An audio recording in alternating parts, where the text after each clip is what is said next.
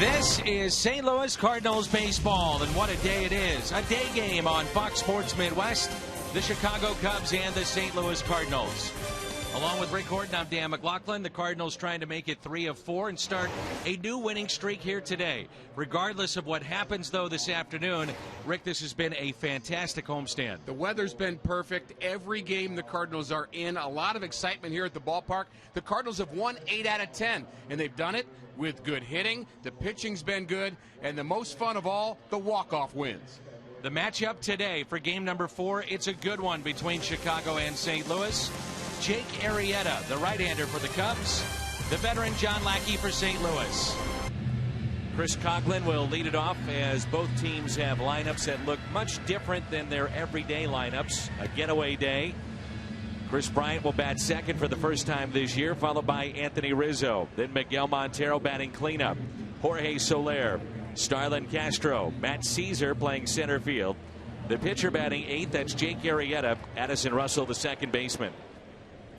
The veteran John Lackey getting the call today. He was good his last time out against Pittsburgh. That came on Saturday, just 1 run in 6 innings. Lackey has been pounding the strike zone this season. Arrieta does the same on the Cubs side. Career 1-1 with a 2.7 in just 3 starts against the Northsiders. The first pitch to Coughlin is taken for a strike, and we're underway. Hyundai pitch arsenal for John Lackey. Cutter, curve, changeup, fastball. 4-pitch pitcher. And he's facing a lineup, Dan, that I think we're starting to respect more and more. Think about what Rizzo does in this lineup, and Soler, and we have Montero today in that cleanup spot. This is a Cub team that's going to score some runs. Will the pitching match the hitting? The question right now for the Northsiders. The 0-2 pitch, breaking ball, check swing, and he went. Strikeout for John Lackey. Sharp breaking ball. Missouri Lottery Fox tracks on this pitch. Here's the slider down and in. That's kind of his best pitch, and Coughlin can't lay off. And that is a much better pitch when you're ahead in the count. Joe Madden jumping up Bryant to number 2 in the lineup, trying to find a little protection for him. So the idea is to get him more fastballs. As this series has worn on, we've seen breaking ball after breaking ball to Chris Bryant. Teams trying to figure out how to get him out. They didn't in AAA last year. They didn't in spring training. And what we've seen from him is a quick bat.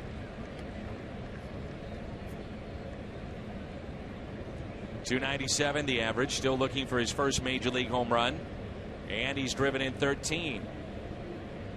The third baseman, good looking young player Chris Bryant. I have a sense when Chris Bryant hits his first home run, there's going to be about 4 or 5 to follow within the next 10 days. That sense of relief. Yep.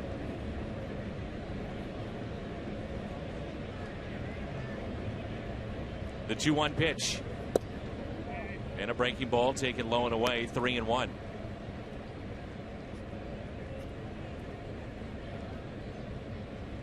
I was talking with a scout the other day about John Lackey. I said, describe him.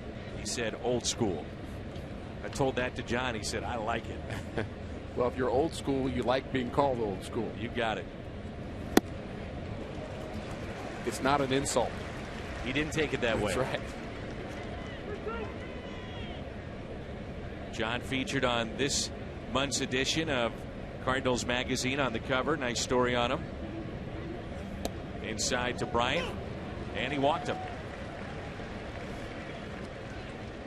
Cardinals defense presented by Dobbs Tire and Auto Centers, with Jay, Borges, and Hayward in the outfield. Reynolds has started third, Peralta at short, Wong at second, Adams at first. Yadier Molina is behind the plate. So Matt Carpenter, a well-deserved day off, and the Cardinals bench has got some pop with Carpenter and Holiday not in the starting lineup. Reynolds got a lot of work in spring training at third base, a position he's played on a regular basis at the big league level, but we've seen him more at first and some in the outfield. But Mike Matheny said he might be a little rusty today, but we saw a lot of his third base abilities in spring training. He just felt that it was time to give Matt Carpenter a rest, and Reynolds has made some nice contributions in this homestand too. He's trying to keep him sharp. Rizzo has had big contributions for the Cubs this year. Knocked out his 5th home run off of Lance Lynn yesterday into the seats in right. That leads the Cubs inside. Joe Madden was quoted yesterday as saying that of all hitters in the major leagues, he believes that Rizzo is one of the top 5 in terms of having a good at-bat every at-bat. It's really what we've been saying about Matt Carpenter. He's saying about his first baseman. That means an understanding of the strike zone. Exactly. Rizzo, the on-base percentage leader in the National League. 1 ball and 1 strike.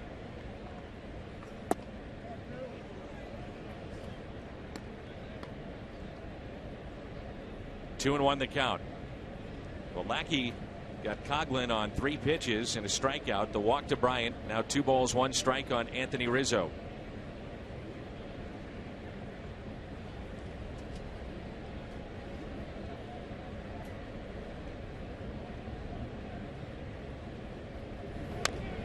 Rizzo is one of those players in the middle of a lineup. If you've got the chore of facing him 4 times in a game, you're going to say, okay, this is a guy that's not going to get himself out. I'm going to have to get him out. And I may make a good pitch and he still may get a hit. And there are very few guys in a major league lineup around this planet that you think of that way, because hitting's tough. So guys are going to get themselves out occasionally. You just don't think of Rizzo as one of those guys. I mean, jam themselves on a bad pitch or pull off a pitch and don't hit it well. I mean, he just doesn't do that. The 2-2. Lines to short. How about a double play? No throw from Peralta. Back to the bag at first. Chris Bryant. That ball was smoked.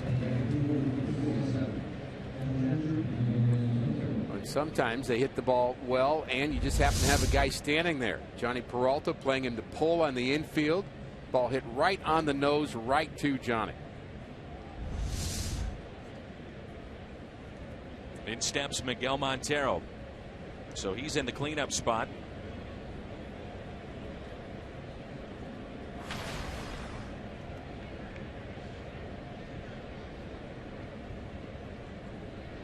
The short lead at first by Bryant. And a check by John Lackey. We've seen Lackey shaking off Molina a few times here in this top of the first inning. And I know you have no problem with that. I'm okay with that. I think if the pitcher knows what he wants to throw, catcher's offering a suggestion, there's usually 2 ways to attack a hitter. They've talked about it already. The general approach. But sometimes you just have a feeling on the mound. I talked to Tony Cruz about this a long time yesterday, about not really worrying about a guy shaking you off. Now, he said if they're wanting a pitch that's against what we've talked about prior, that's when we go out to the mound and talk about it. Or if we really don't think he's right. But for the most part, the pitcher is calling his own game. In the air out to left center. Peter Borges over, makes the catch. Cubs strand a runner in the top of the first. Cardinals coming up in the home half. And there's no score. The Cardinals are 20-7 and begin play today with a 5.5 game lead over Chicago. Cardinals lineup at the top. It's John Jay, followed by Colton Wong, so a pair of lefties back to back. Then Johnny Peralta, Matt Adams, Mark Reynolds, Jason Hayward, Yadier Molina, Peter Borges, and the pitcher batting ninth, John Lackey. There's a look at Jake Arrieta. 5 starts, 3-2. The 29-year-old from Farmington, Missouri. He's having a good season, but he's had a number of good games against the Cardinals.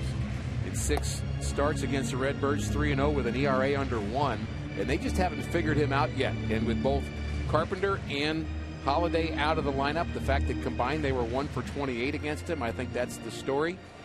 Gives Mike Matheny a chance to switch up his lineup a little bit. We have John Jay and Colton Wong to lead things off. John Jay is batting .250 with no home runs and 4 RBIs.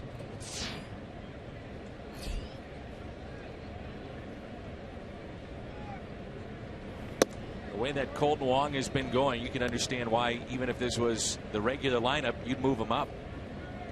He is red hot right now. Well, you know, Mike Matheny was talking about it with the media before the game about Colton in that second spot, and be interesting with the two lefties here against Arrieta if they can get things off on the right foot. But he believes Colton could be a long-term second hitter, third hitter. He'd have to develop some, maybe in terms of the ability to take more pitches to be a leadoff hitter, but that's not out of the question either. He could be a 1-2-3 guy down the road. The 2-1 pitch by Arrieta. The high strike on Jay. Cubs have talked about a key with this right-hander, his hard slider that he's pounding inside the strike zone. When he's right, he is tough. The 2-2. Excellent pitcher to watch for a young, maybe 12-year-old, 10-year-old, 14-year-old that's trying to learn how to pitch and has this idea that you have to have this big complicated motion and bring your arms over your head and big leg kick and all that. Pretty simple delivery, isn't it? Sure is. And there's a base hit into right center. So the Cardinals leadoff man is on, and that's John Jay. Very simple delivery of Jake Arrieta. Nothing complicated about it. There's the cutter you talked about, but it was out over the plate instead of on the inner half. And how quick does that look? How quick does John Jay have to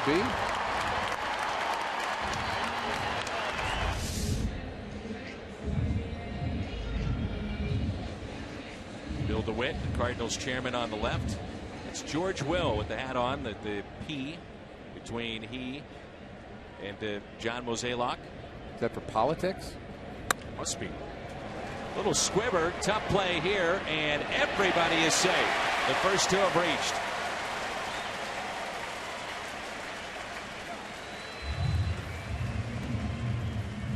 Well, Colton Long finds a hole. There's the aggressiveness of Long in that second spot. He likes to come out swinging. Hits a little squibber the other way, and this time with Castro playing him up the middle, he's got a tough angle to get to the ball, then turn to make that throw to second. Credit John Jay with getting down there quickly.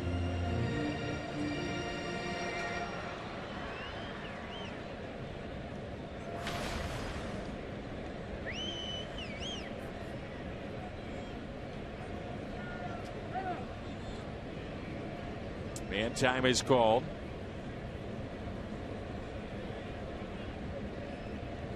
First two have reached, and here's Peralta, who's hitting .298, a home run last night. Now 3 this year. He's driven in 13. Hyundai pitch arsenal for Jake Arrieta. Throws about 50% fastballs if you add the sinker as a type of fastball, and he throws a high number of sliders. That's the pitch you're talking about, and a curveball to go along with it.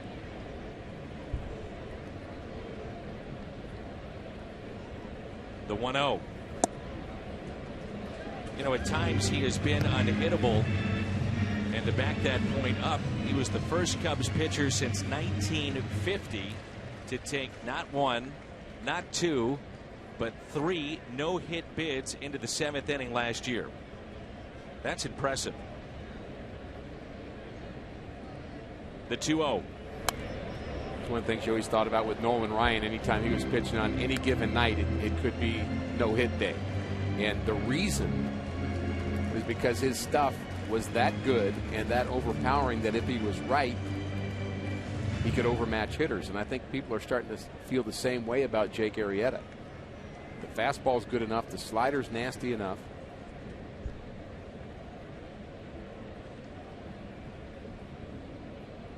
The 2-1. And it's lined to second base, and a double play. Russell to Castro, hard hit, double play.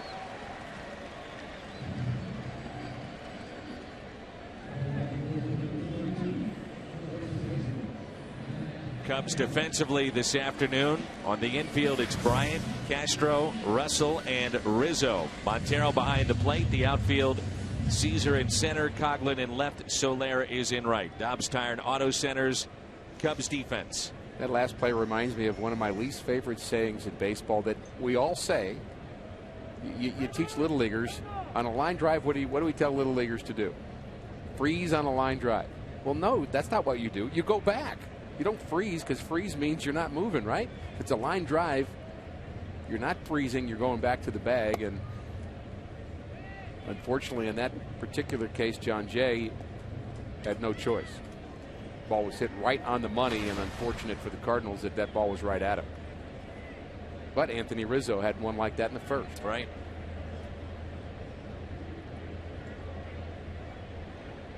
One 0 pitch to Matt Adams with a runner at first. Ground ball to Arrieta. Makes the play. Underhands and a flip to Rizzo. Cardinals get the first two on. Then the double play and a ground out. No score after one. And away we go. Jorge Soler. Then Castro and Caesar. Breaking ball in there for a strike.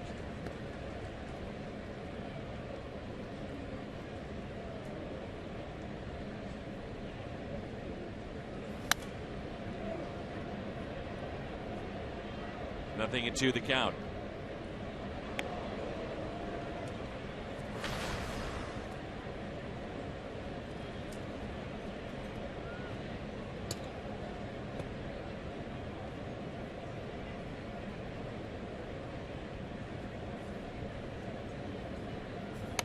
Jammed him. Hit to the right side. Adams to Lackey for the out.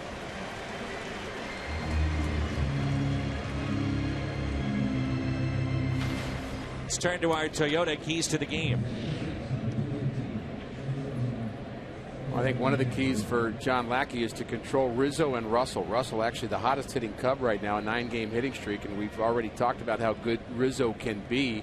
And the Cardinals need to find a way to figure out Arrieta. His number's so good against the Cardinals. Again, the lineup shakeup may be part of that. But he is certainly tough to hit. Here's Starling Castro. And he takes a pitch high.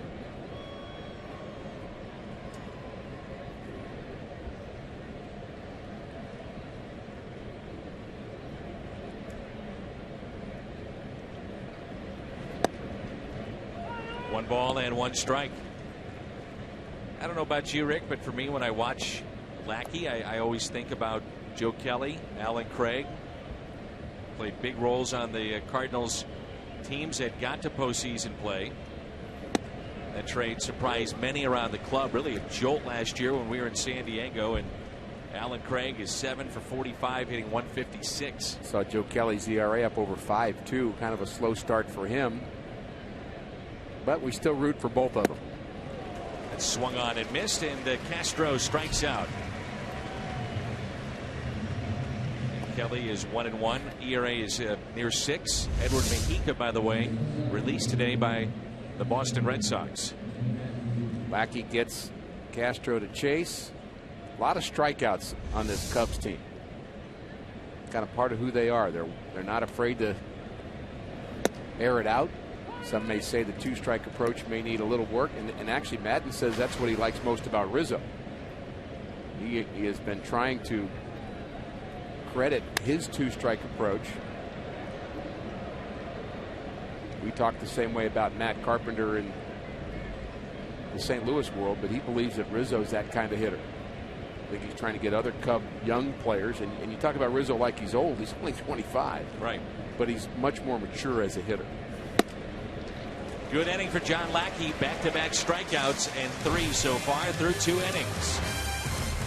Mark Reynolds leads it off when we come back. Field level, our very own Jim Hayes. Jimmy. Dan, as you know, Matt Carpenter doesn't like sitting out. He told me he understands the value in taking a break, but that doesn't mean that he likes it. He says this was a scheduled day off, and Mike Matheny does a good job about communicating why it's a good day and when that day will be. But obviously, according to Matt, it's the manager's call, so he's fine with that. Matt may not get to face his old teammate from TCU, Jake Arrieta, who Matt is 0 for 13 against. Matt told me he expects to hear from Jake about sitting out, but Matt says when the Cardinals win today, he'll have the ultimate comeback, guys. We shall see. Here's Mark Reynolds, who is at third base today, and you looked at the numbers for Carpenter and Holiday, day game after a night game, and the numbers I'm speaking of are about what they've done against Jake Arrieta, and you can understand why this move would make sense. Yeah, that's the one for 28 we were talking about. And I know that Cardinal fans come to the ballpark and you want to see the best every day, and you say, wait a minute, these are two top guys in the National League in hitting. And, you know, we came to see them, and they shouldn't need the days off, and especially we don't want them to have the same day as a day off. But, you know, Mike Matheny had planned this ahead, as Jim said, and talked to the players about it, and the matchups that make sense. And Mike was really talking about we spent so much time thinking about getting the relievers rest that you can't forget about some of your starters too, because they played all those innings of those extra inning games, and with a short bench, they just needed some rest. How long can the Cardinals go with a four-man bench? That's something I think that'll have to be looked at very soon. It's a good question. Cubs have a four-man bench right now. Full count on Reynolds. Grand slam. RBI double in this series. It's not ideal, though.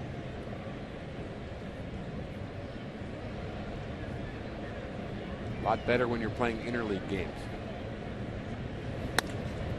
Hit to the left side, deep in the hole. Castro, long throw, offline, and Reynolds on his way to second base. No throw by Rizzo. An error on Starlin Castro.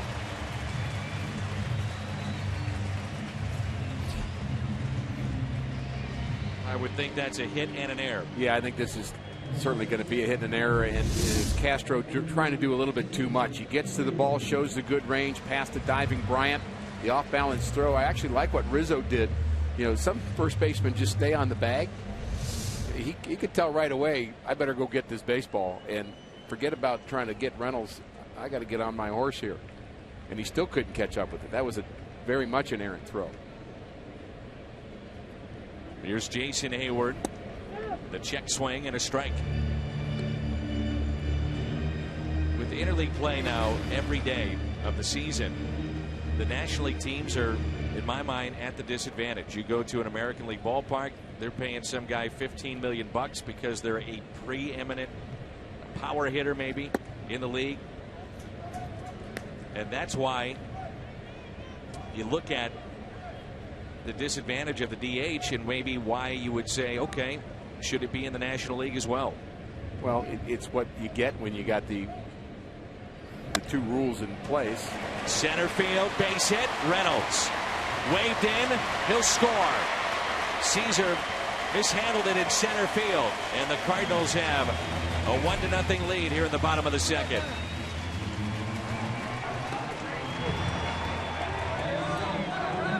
Hayward continues to hit the Chicago Cubs. And this was all set up by the misplay by Castro. Not with the glove, but with the arm. That puts Reynolds at second base in scoring position, and then Caesar trying to rush that play. I don't think he would have a chance anyway at Mark Reynolds at the plate, who runs well. The Cardinals taking advantage of that error on Castro. Here's Yadier Molina hitting .259. But back to your point about the DH. Yeah, just following up on that, you're exactly right. The American League is going to sign players who can hit, and they're going to put them on their bench to play them every day to DH, and they are going to have more money invested in that kind of player offensively. And the National League doesn't necessarily think that way. When you're spending your most money, is not going to be on that. It's interesting to see John Lester hit here yesterday. 0 for whatever he is, 0 for 50 now in his big league career. The hard part is for the American League pitchers. That's kind of the other side. When they have to hit in a National League game, that's a bit of a challenge for the American League side. Guys not used to doing that.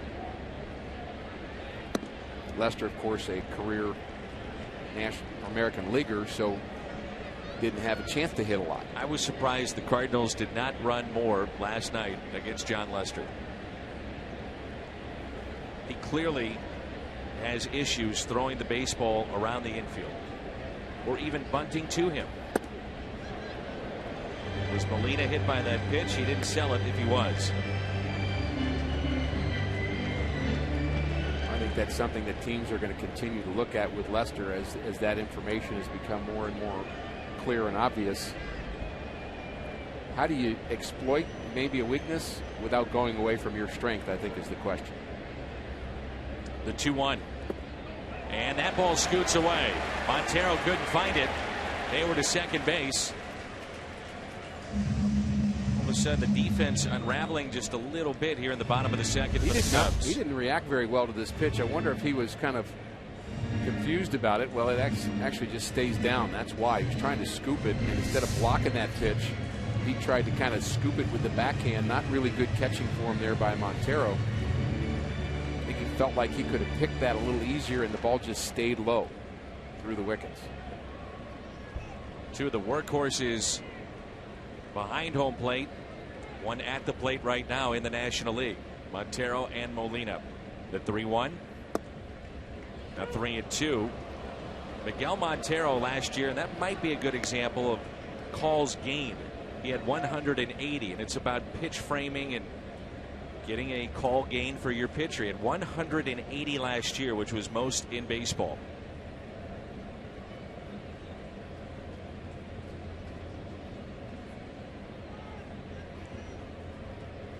Hayward, the runner at second base, and a 3-2 pitch. Molina hits it to the right side. Addison Russell gloves, and he makes the play.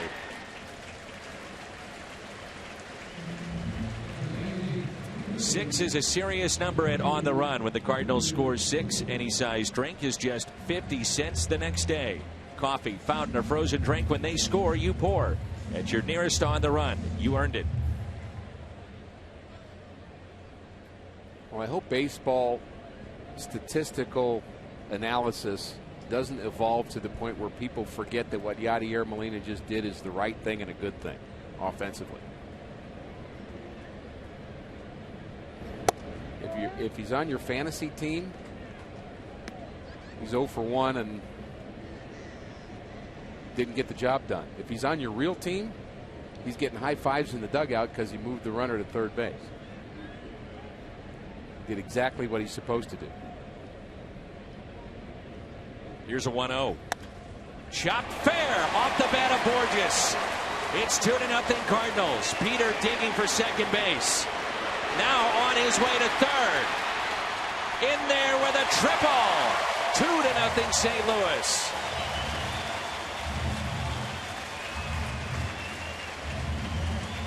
We'll see how they score it. May go a double and an error on the left fielder, Chris Coghlan, but the speed of Borges certainly played a factor in trying to rush that play back into the infield. Well, Borges does his job. Coghlan's trying to get that ball up against the wall, and we may see an error on that. But here's what he does with the bat. Drills it right inside the third base bag. So much fun to watch him run.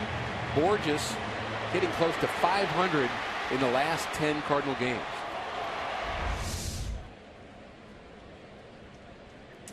Now here's John Lackey. 2-0 Cardinals, 5 hits already.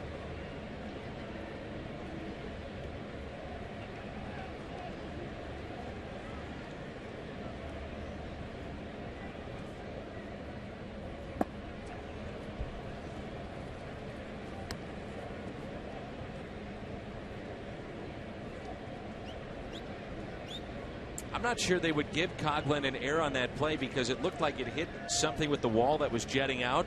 So not his fault. As he got there, didn't touch the ball, then went into left field. I thought that thing the ball hit was his glove. I didn't think so. I'll go down and ask him. I'm good. Either way, we'll take the triple. Cardinals are happy with a 2-0 lead. Here's a 1-2 pitch on Lackey. Breaking ball and struck him out.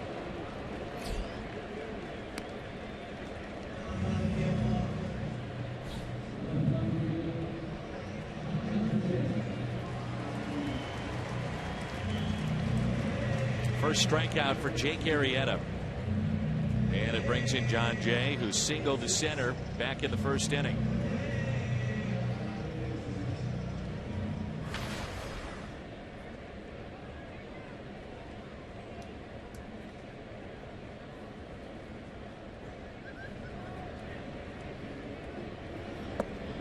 First pitch taken low. Jake Arrieta, this has proven to be a very good deal for the Cubs. Came from Baltimore in 2013 with Pedro Strop for Scott Feldman and Steve Clevenger.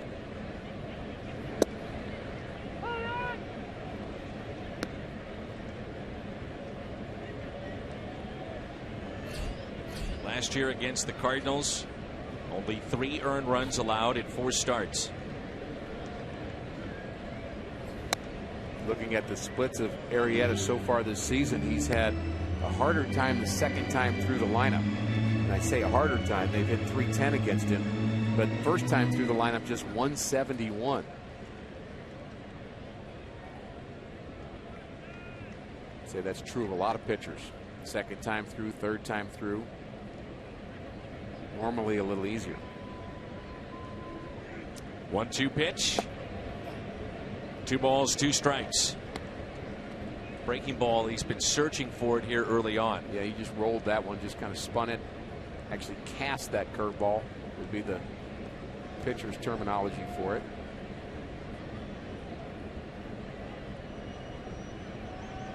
The 2-2. Late call, high strike on the inside corner on John Jay. Back-to-back strikeouts. Cardinals pick up an early lead.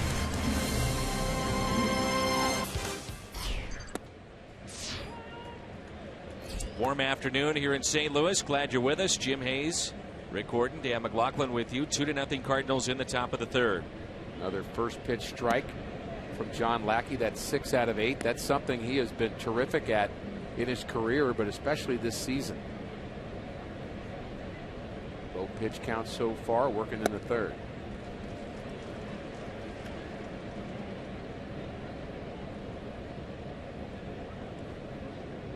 One ball and 2 strikes after the game today. It's off to Pittsburgh for St. Louis.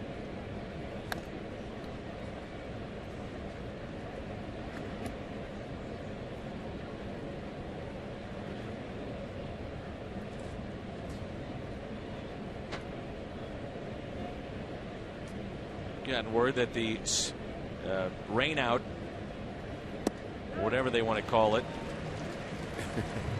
lack of bathrooms out, cold out earlier this season at Wrigley Field has been rescheduled. Day-night doubleheader on July 7th.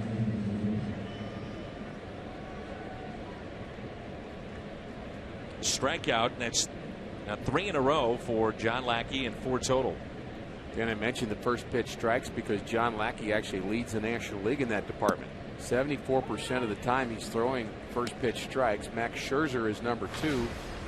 And the guy who's number 3 in the National League, Jake Arrieta, who has not been throwing first pitch strikes here so far this afternoon.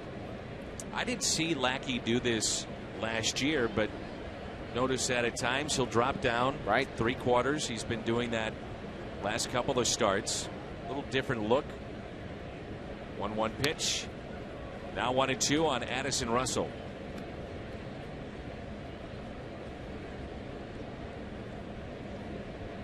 Russell, a natural shortstop. The error committed earlier by Starlin Castro. Now 125 errors in 762 games at shortstop. Ian Desmond slightly above Castro, and Jimmy Rollins. These are active shortstops. Over 2,000 games played, 148 errors. I mean, think about that. Castro at 762 and 125. Line drive into center and a base hit.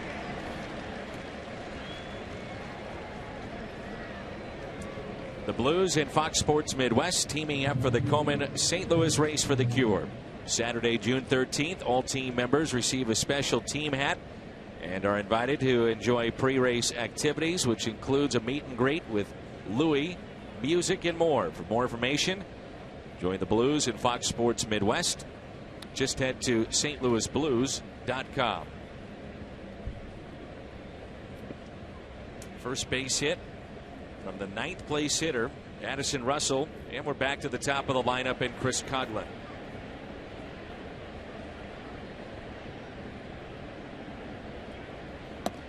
Well, Addison Russell has become more than just a name to me, and a prospect name. Just like the way he plays second base, certainly the way he swings the bat. He has good power, 10-game hitting streak. Joe Madden has him hitting in that 9th spot in the lineup. And it's like that extra leadoff hitter that Tony La Russa liked to talk about.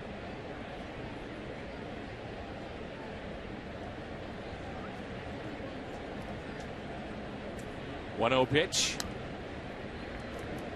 I find it incredibly interesting that Joe Madden is one of 4 managers in the history of baseball to go to the postseason as a manager and yet never played in the big leagues.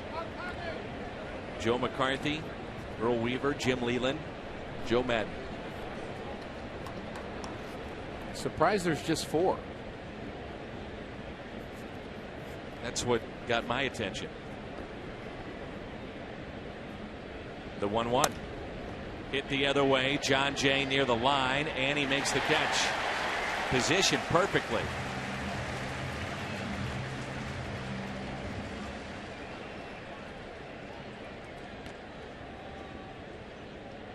Really playing Coghlan the other way. Expecting him to perhaps be late on that swing, and John Jay able to come over towards the line and make that play easily. John Jay, I think, does a nice job in left field, really wherever you put him. Think of him certainly more as a center fielder. I think very much at home in left field. I think right field's a bigger stretch because you normally want a bigger arm there. But he can play right field. He's just not going to throw guys out at the plate the way Jason Hayward is, although not many people do. And a strike to Chris Bryant. It seems like many managers are going back to the idea of, well, organizations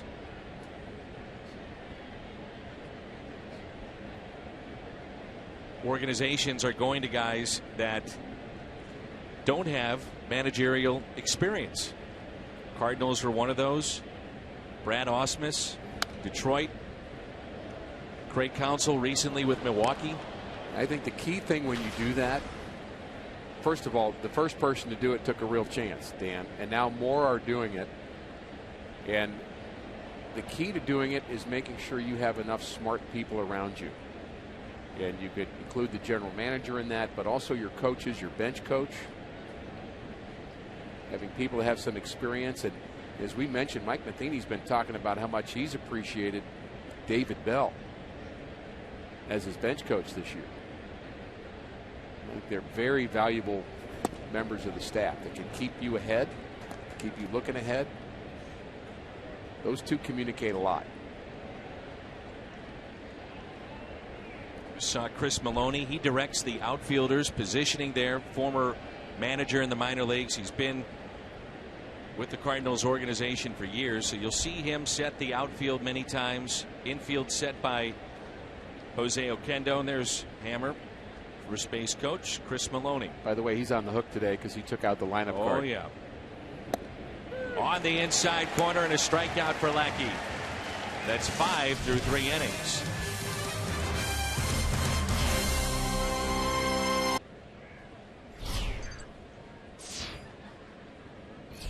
So here is Colton Wong, followed by Peralta and Adams. Wong with one of the signature moments so far this year, and on this homestand with his home run against Pittsburgh last Sunday.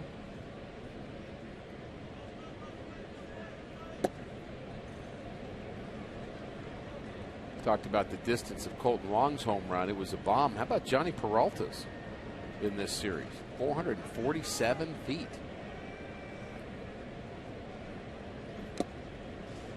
That was over the bullpen in left field, the Cubs bullpen, and probably what, 3, 4, 5 rows deep last night. And that's where Wong's was on the right side, over the bullpen, and then some. The 2-1 pitch outside, 3-1. You think about, Dan, the longest home runs you've seen. You've done so many Cardinal games over the years. What one stands out to you as McGuire? Yeah. Oh yeah. and pick one. Exactly. There's about 5 of them that stand out. There was a Sunday night game against Atlanta. Matter of fact, we were talking about this. It wasn't with you, but we were talking about long home runs. It was a Sunday night against the Atlanta Braves, and at the old ballpark, McGuire put it into center field, and it went through a little tunnel, little walkway. I had never seen a ball, even in BP, never seen it hit in that area.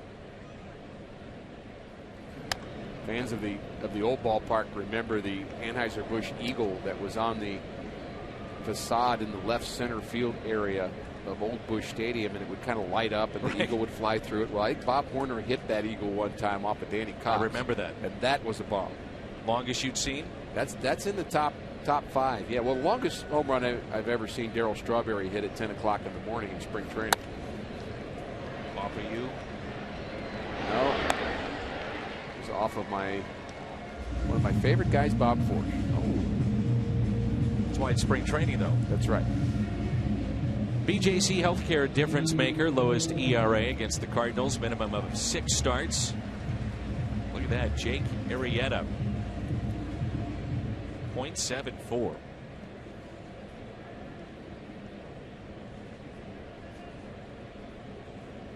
Looks like 1914 was a bad year. Pretty good numbers like against we weren't trying in 1914. That's right. What's going on that year?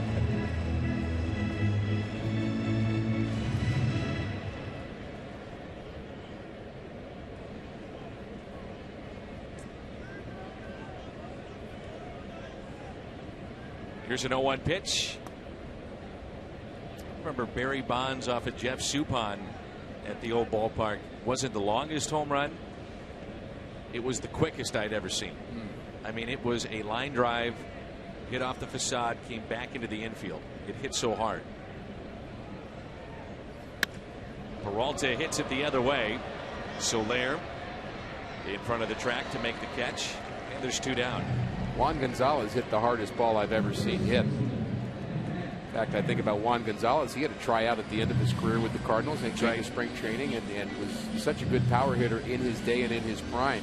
He hit a ball in Texas that hit off the center field wall, and I would not have been surprised if the wall came down. I mean, it had to be a half a second, and that one I did see from the pitching mound. So I heard it whiz by me, and by the time I looked back, it was already hitting off the wall. I mean, that was by far the hardest ball I've ever seen hit, and thankful that he didn't kind of hit it a little lower. Scary stuff. Towards you. Exactly.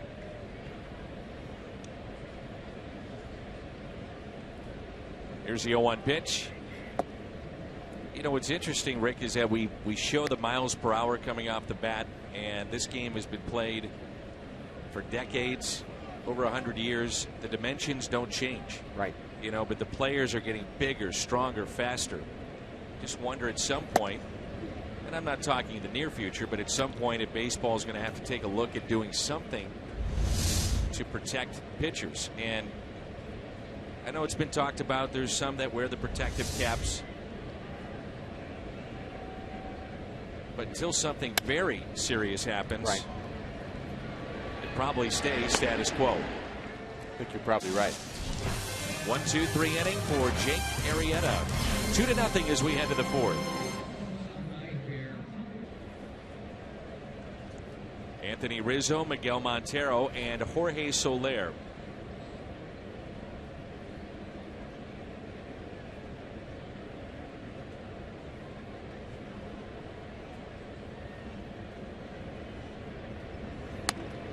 And that's pulled foul.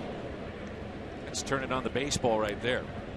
Another example of a ball getting hit hard, and we always talk about fans being alert and being ready, but you have to be ready in the dugouts too. Guys hit the ball 100 miles an hour. You better be ready. Here's the 0-1 pitch. Jammed him, fouled back.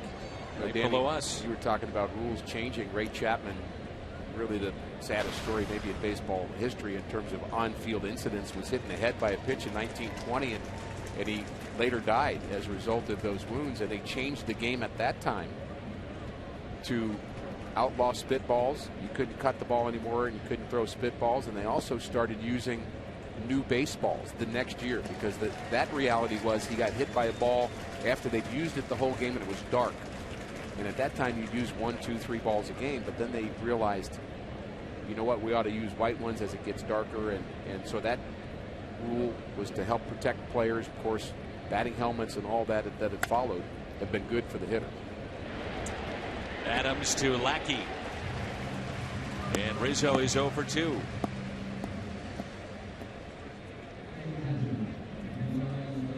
We talked about John Lester, his success in World Series play, and definitely could say that about the Cardinals starter today, John Lackey. Game 6 against the Cardinals in 2013. He went 6 2/3, gave up a run. Game 7 pitching for the Angels, 2002. 5 innings, 4 hits, and a win, 1 earned. Finishing off a couple of World Series championships.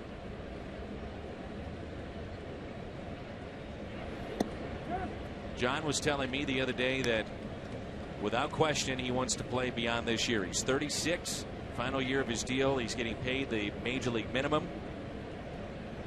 He said, Dan, to be honest with you, if I wasn't going to play beyond this year, I probably wouldn't have played this year. Made a lot of money. He said it's not about money now. It's about having a chance to win, being with a good organization, but enjoying yourself. You know, you made the money, so the pressure to make the money is off. He said now it's about competition and winning. Well, being around a lot of older players, Dan, as we are on a regular basis, guys that have played the game, and you know, people, friends of mine, friends of yours, when you're in your 60s, 70s, 80s, and you're talking about baseball, the first conversation is not how much money you made. They talk about their teammates, they talk about their experiences, they talk about seeing great moments, they talk about being in the World Series. That's what you miss, those kind of moments. And I think as an older pitcher, you're more in touch with that. You're a young player, you want to make I get it. You want to get a job, you want to get established, you want to live your dream, you want to make money. And as you get older, some of those priorities change. 1-2 pitch. Fly ball lifted to left, backing up Jay. 2 down.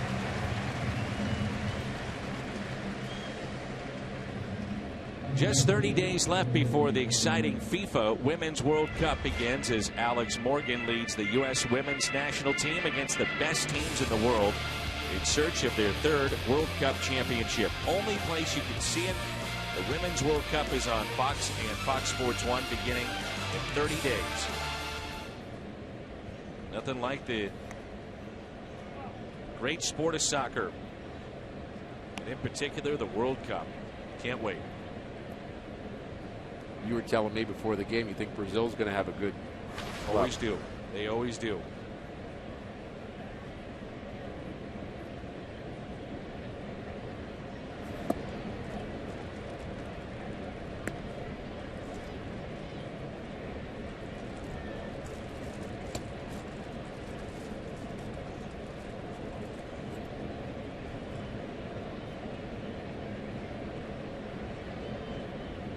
Here's a 1-1 pitch to Jorge Soler.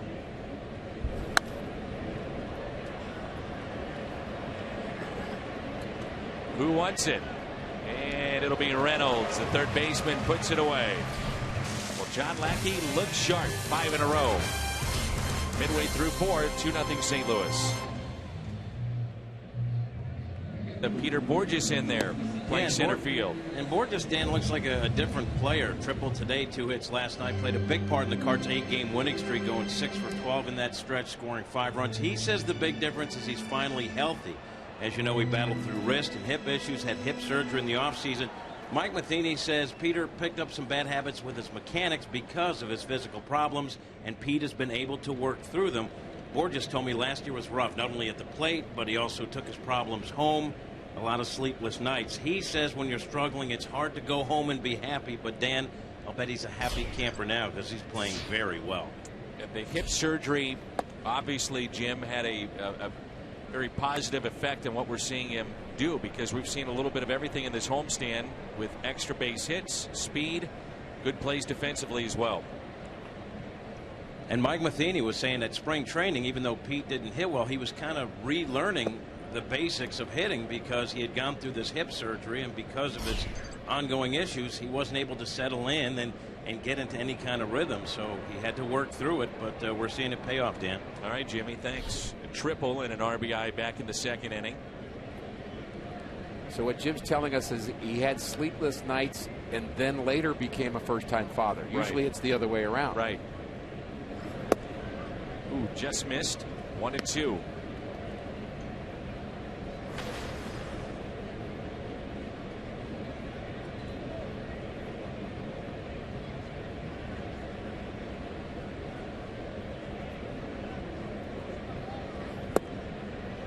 And a swing and a miss. Arrieta with his third strikeout. There's the slider we talked about, down and away. Perfect location. Looks like a strike. Bottom drops out of it. Mark Reynolds was a little upset, Dan, yesterday, and you were right on it. He felt like he had a breaking pitch that he could hit. They talked about it after the game, and then he said, unfortunately, then they went nasty on me on the next pitch. In a key situation, the Cardinals battled back in that game yesterday. I thought it was a fun game. I mean, you certainly want to win them all. You can't. But Cardinals just did not quit again. 0-1 pitch to Hayward. And honestly, maybe that's a bit of a misnomer. No team really quits. But does a team have the mental toughness and the ability to come back?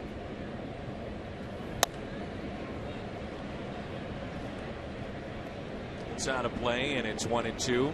This homestand has shown that the Cardinals have that.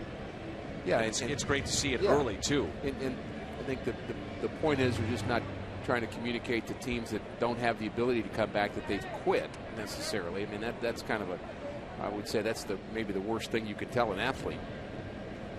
These guys don't get to this level by being people that quit. But maybe they just don't have the horses or the ability to do it. The Cardinal team this year certainly does. What have you thought of Jason Hayward, his first month or so? Love him in right field. Love him running the bases. I'm anticipating loving him more at the plate. I think that's going to happen. I think he's going to at some point get things together at the plate. Certainly has shown flashes of that. He chops it towards second, and it scoots through. Castro came after it, then pulled off it a bit and went after it again. So base hit for Jason Hayward. I'm not sure anybody's going to throw out Jason Hayward, and just chops that one into the ground out of the left-hander's batter's box. He runs so well. Castro figures the only way we can get him out is if I make this play instead of Russell, so I understand the aggressiveness. That ball gets to Russell. He's got no play on Jason Hayward. 3 of the 6 hits for the Cardinals have been infield hits. Big lead for Hayward. He was almost picked off.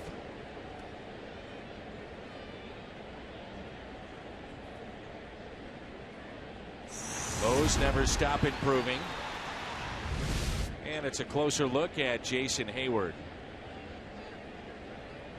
Very good numbers against Chicago. Lowe's never stop improving. Thought the Cubs may ask that to be reviewed, and instead we continue to play. Very close at first. Shorter lead this time for Hayward. And he's running. Throw from his knees, not in time, and a stolen base for Jason Hayward. I love the way he runs the bases. 100% agree. Just glides on the base paths, has the ability to steal. And, stealing bases is more than just speed. It's getting good jumps. Really, the slide has a lot to do with it too. Right to the bag. I mean, there's never really much margin for error on these plays because that throw and the base runner often get there about the same time, about 7 out of 10 times. So sometimes sliding to the right part of the base, hanging on, is part of the deal.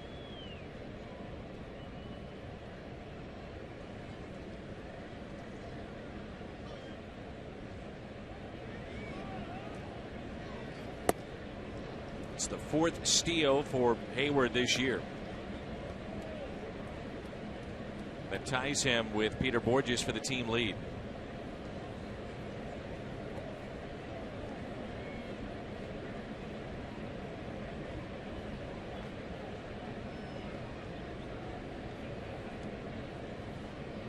Big gap in left center for Yadier Molina.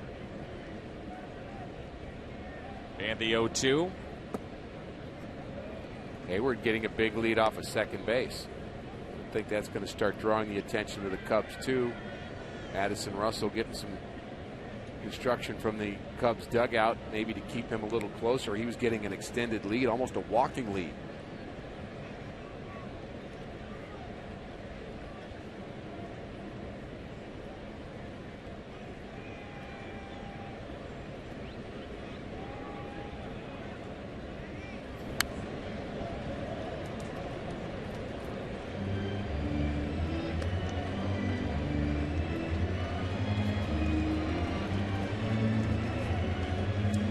For 21 with runners in scoring position this year. Carpenter's in the top 10. Holiday in the top 10 in that category. For the Cardinals during the homestand, they've hit around 270, but timely hitting too. Could have made a case last weekend. They could have lost all 3 games against Pittsburgh. The 1-2. Spoiled. We'll see the Pirates beginning tomorrow night. Michael Wacha, Francisco Liriano, Carlos Martinez, and Vance Worley on Saturday. Tyler Lyons has been given that assignment on Sunday. He'll go against Jeff Locke. I like Yadier Molina's 2-strike approach. He had 2 hits with 2 strikes yesterday. You shorten up, you just take what the pitcher gives you, try to put the ball in play. And the 1-2 is in the air. Left center. Caesar is back and makes the catch. Hayward was halfway, so back to the bag at second.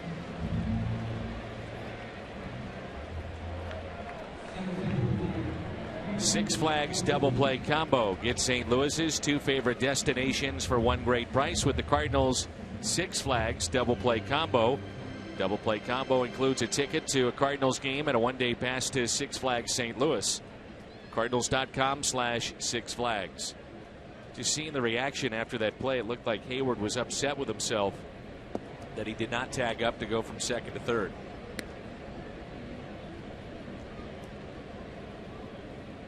Intentional walk here of Peter Borges to get to John Lackey.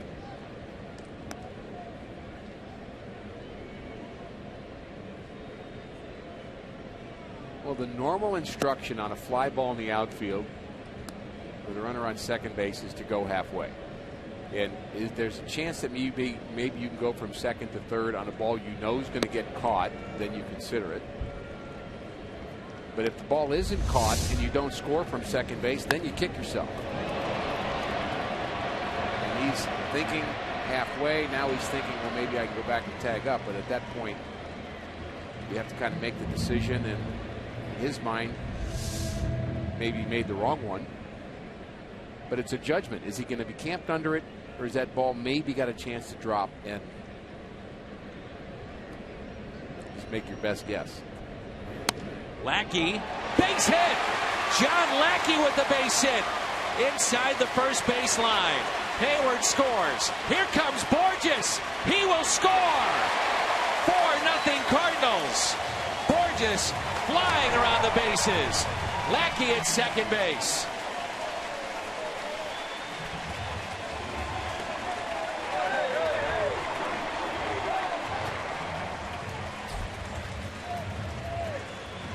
Put the ball in play and good things happen. Into the corner.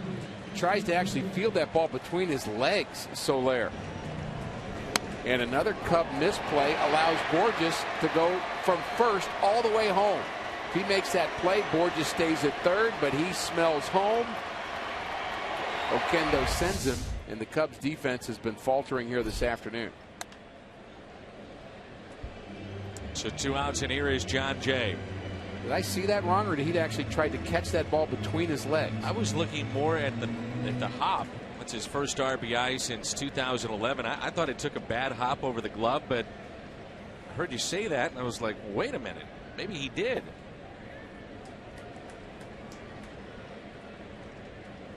They're going to give Lackey a double and just 1 RBI, with the second run scoring on the error by the right fielder Soler.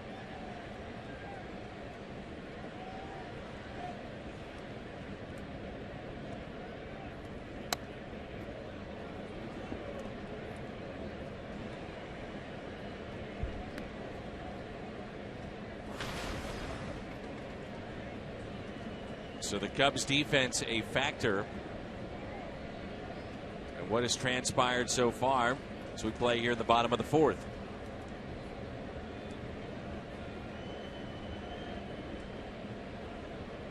A 1-2 pitch. Strikeout of Jay, who did not like the call in his previous at bat.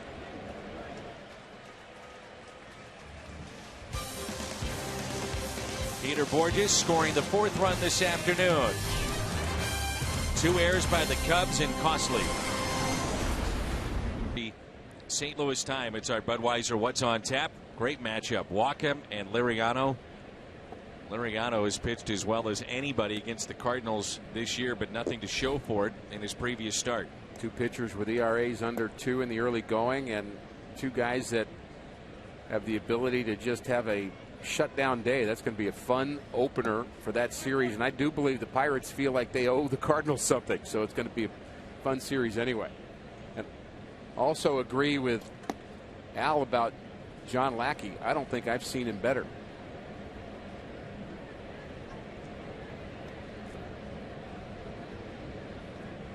Now that's a glove.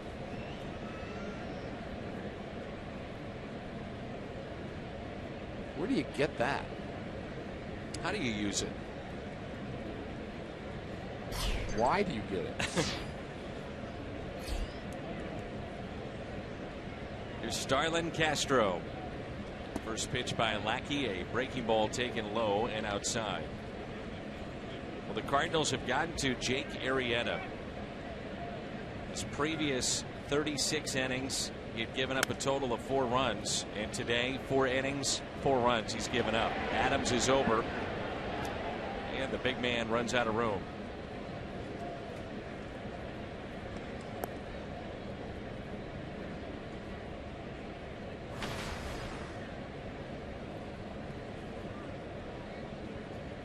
Castro struck out his first time up. Caesar on deck, and then we'll see the pitcher Arrieta. A gorgeous day here in St. Louis.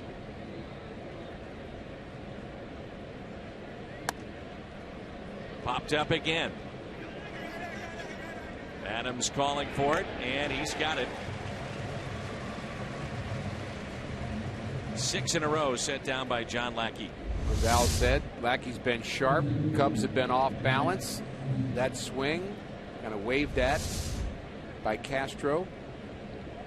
Castro can be overlooked very easily as a hitter. We kind of talk about his defense a lot. Certainly an outstanding young player, but he can flat out hit. When you get a guy that off balance on a swing, you're doing something. Castro, by the way, 5 years ago today, debuted in the big leagues at the age of 20 and hit a 3-run homer and had a 3-run triple, 6 RBIs at the age of 20. Signed a long-term extension with the Cubs for big money. 0-2 the count on Matt Caesar. The Cubs, by the way, will be at Milwaukee this weekend. And a strikeout. Number 6 for John Lackey. Chevy Fox tracks. Let's take a look. Well, Caesar gives up on this one. I think he thinks it's a slider because of the sidearm delivery, and it's a fastball coming back over the outside half. And there's that kind of drop down look from Lackey that you were talking about. It's not drastic. It's not sidearm, but it's slightly lower, maybe 3/4 angle, and he's using it well today. Arrieta to Adams. 7 pitches for John Lackey in the inning. Midway through 5, it's 4-0. On base percentage, such a key stat. The Cardinals are 3rd in the major leagues behind Detroit, Kansas City, then the Cardinals and the Dodgers. We'll see Detroit and Kansas City this year in interleague play. 4 teams having good seasons. Tough stretch coming up for the Cardinals. Yes, absolutely. A lot of road games, tough teams. You find out about yourself a little bit, don't you? When you get up against the teams that are playing well, certainly Kansas City and the Dodgers are 2 of those. You really find out kind of whether you've got that extra gear or not. I think if you have a hole in your bullpen or your starting staff or offensively you need some, I mean, it gets exposed, and so the other side of that is it's a chance to get better. 0-1 pitch to Colton Wong.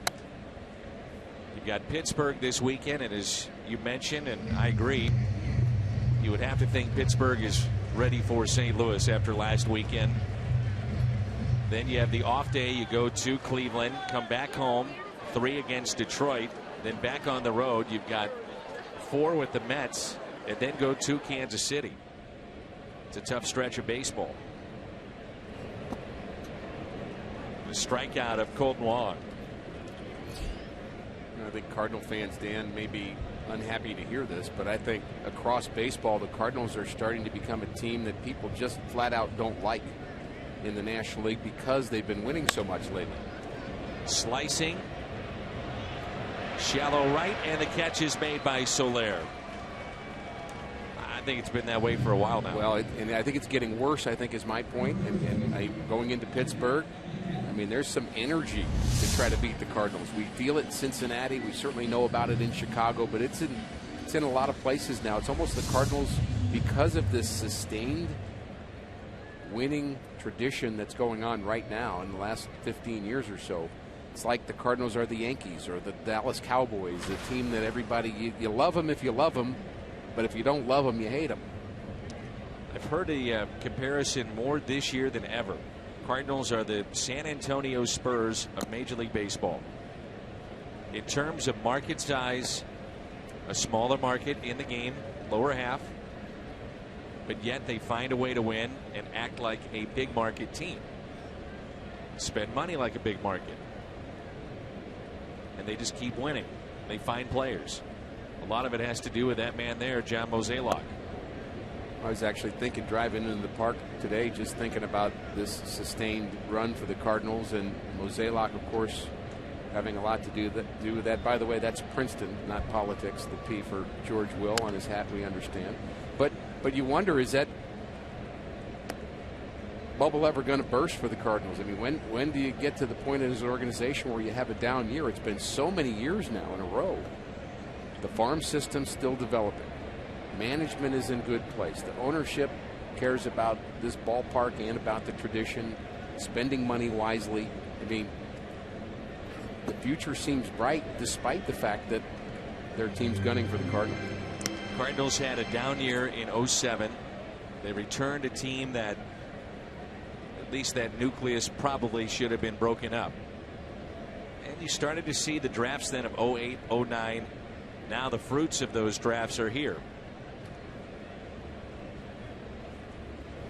Key acquisition was Holiday. But think about, you're talking about a down year in 07 after we know what we saw in 04 and 05 and 06, and since 07, I mean, so that's even 1 year out of how many? Well, Rick, take it even further. You had 2001 and 2. You win the postseason play. Mathematically alive in 03 in the final weekend. 04, 05, 06. So one bad year per millennium is pretty good. Not bad. So 11 of the last 15 years you've gone to postseason play with 4 World Series appearances. Nobody else in baseball can lay claim to that.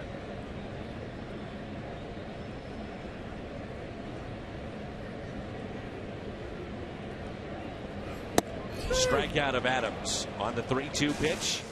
Arrieta strikes out 2 and 6 this afternoon. It's courtesy of Ameren, Missouri. Tickets available at cardinals.com/promotions. Ted Simmons, the Cardinals Hall of Famer, a scout with Seattle, and here today.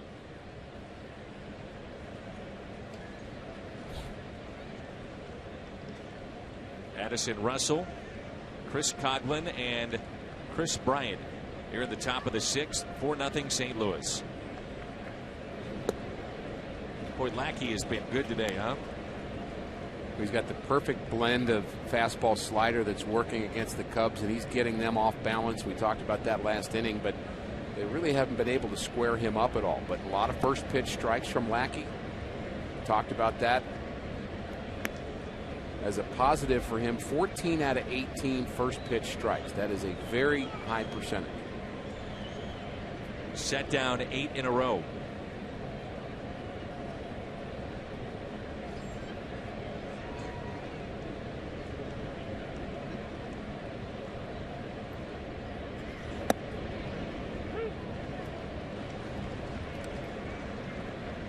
Last base hit was Russell in the 3rd.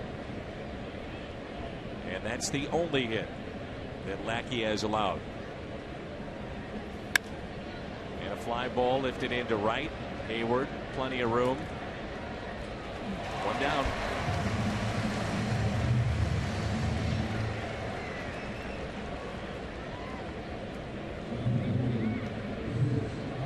Certainly a lot of outs to get and a lot of work to be done, but so far the Cardinals conforming to the keys of the game here this afternoon to get back on a winning streak. They've got John Lackey controlling Rizzo and this Cubs lineup very well, and the Cardinals have figured out a way to get some runs across against Arrieta, who has been so tough against St. Louis, but he's given up 7 hits in this game.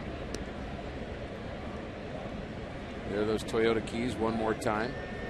Russell does have a base hit, the only hit that Lackey's allowed, and did extend his hitting streak to 10 games, but really been masterful so far.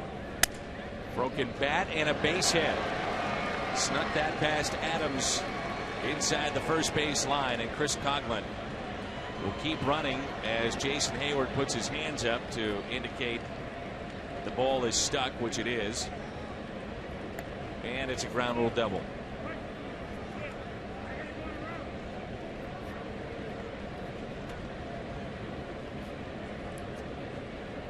So Coghlan breaks the string of 9 straight.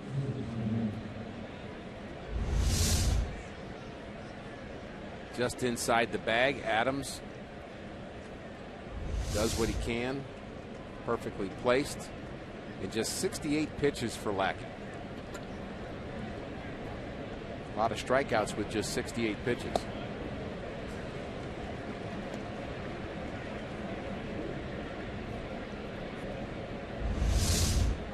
Why is this a ground rule double?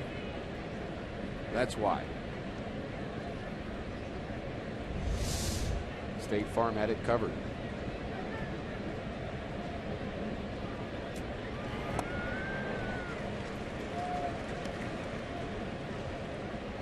There is not one person in the booth right now shaking their heads at you.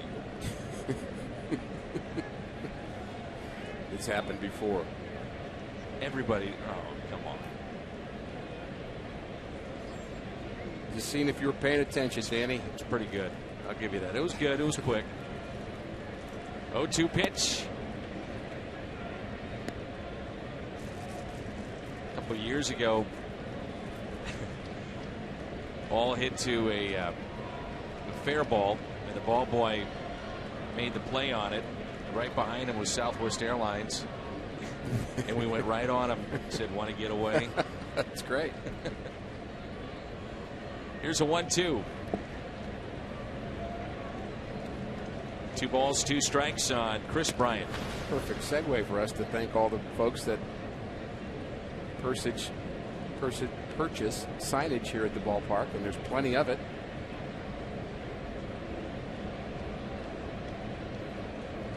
A lot of great corporate sponsors here, which is part of the deal. Fans, business, embracing this team. Another big crowd today. It's part of that formula we were talking about earlier. Chris Coughlin, the runner at second base with one out. He's now 6 for 11 against Lackey.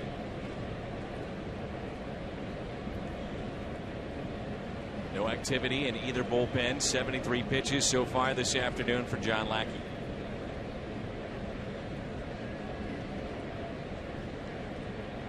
Two-two pitch.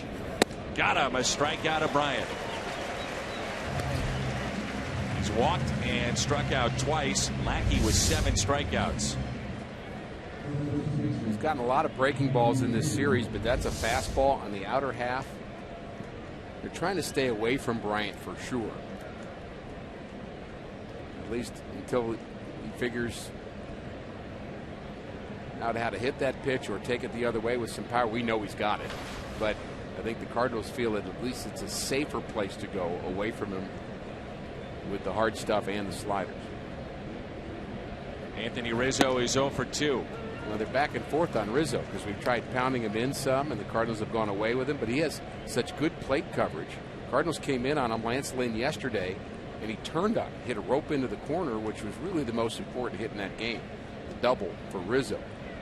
Produced a couple of runs, and it really wasn't a bad pitch. You go in or away. They go away, and it's 0-2. Now what do you do? Interesting. Yachty was kind of going back and forth, in or away, almost a indication of trying to mix him up any way they can. Catchers don't want to give that away too soon. You set up inside too soon, the hitter either feels it or hears it or literally sees it. So that movement by the catcher has to be late. Not yet, not yet. Which way is he going? In or out, in or out?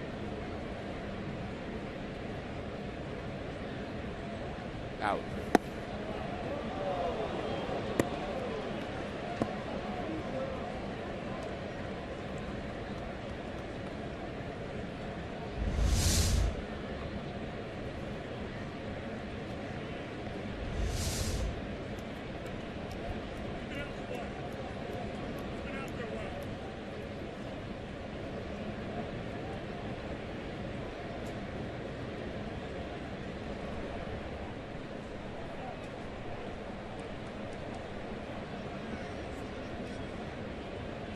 So now the conversation on the mound with Yachty and John Lackey, in or out. Where would you go? I would go slider down and in. I think that's his bread and butter pitch. That's the best of Lackey. See if he'll chase it. Start one. Now, Rizzo gets hit a lot on those type pitches. They go away.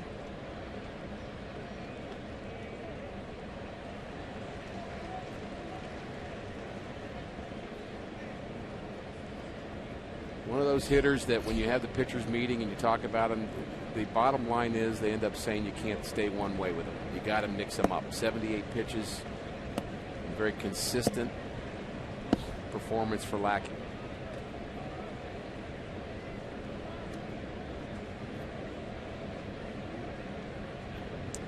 One-two pitch. There it was.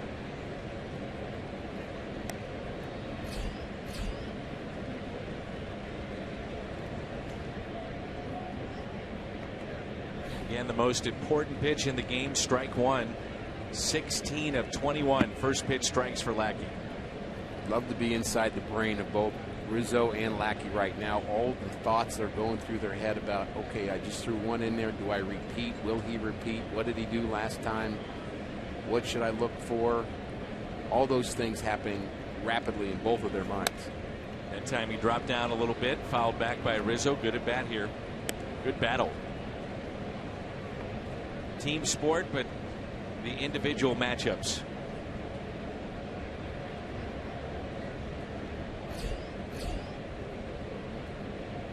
Becomes a team sport after this individual matchup. He puts it in play, then you need your team. But right now it's two guys locking horns.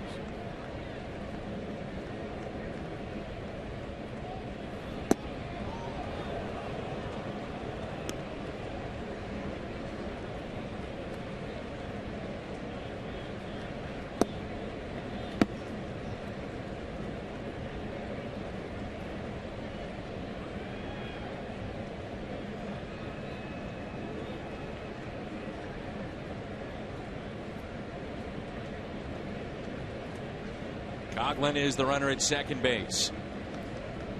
2 balls, 2 strikes. We'll do it again. Danny, a different score, then you might consider walking Rizzo here with first base open. But you're winning by 4 runs. The worst thing that can happen, he can hit one into the Cardinals bullpen, and the lead is cut in half. And I'm not saying that's a good thing, but it's the worst thing. So you try to avoid get multiple base runners where a home run can do even more damage, and Montero becomes an important person for Rizzo in this lineup hitting behind him. Good pitch, jammed him. That stays fair. Adams to the bag. Well, hold on here.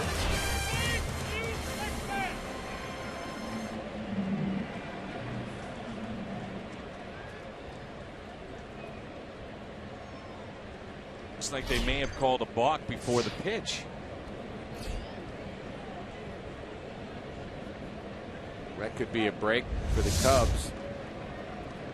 Let's see if we can see the balk. I didn't notice it. Certainly was quicker to the plate. I'm not sure I agree that that's a balk. You don't have to stop for a 1 count or a 2 count. You just have to have a discernible stop. Also, a late call looked like, just from watching the replay, initially looking to see if that ball was fair, and instead of just saying outright it's a balk, no pitch. No question that Lackey was trying to cheat a little bit, trying to get a little extra quick pitch of Rizzo at the plate. That swung on and missed, a strikeout of Rizzo, and it was the second base umpire that did call the balk. 8 strikeouts today for John Lackey. Well, that was an interesting play, Rick, because the balk was called by the second base umpire, and initially we thought, was it the home plate umpire that called it? But then clearly looking at the replay, he's following the ball up the line, so a late call with that. Well, I know that there was a time in this game where if you had called a balk, and I'm not 100% sure of this, Dan, I'll have to look this up in the rule book, but there was a time years ago where if you would have a balk and the pitcher would continue the motion and the guy would get a hit, you could continue. Right. So if Rizzo would have gotten a base hit to right, it could have been a balk that really was never called. It could have been a balk that turned into a double instead. Exactly. Right. And again, unless that rule has changed, very specific rule hardly ever happens. So I wouldn't bet the farm on it, but I have seen that called before.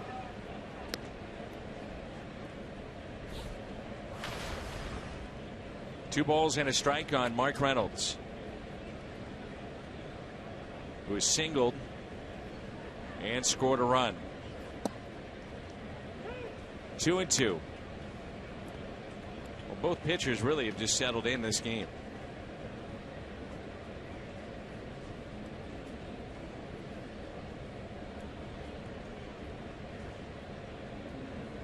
You know, thinking about that even more, Dan, that may have been why it was a late call, that you were right on, that they were waiting for the out to be made at first base and for Rizzo to stop running. Right. Yep.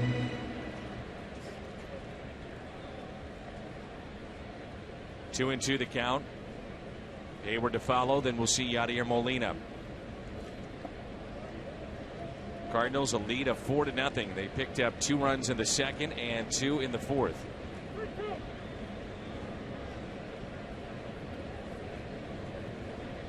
Sometimes what you'll see, though, the balk called and then the home plate umpire immediately calling time as a pitch is completed. And that's where the confusion lies. 7th strikeout for Jake Arrieta. Love the drink run with any size, any flavor McCafe shake for just $1.99 at McDonald's.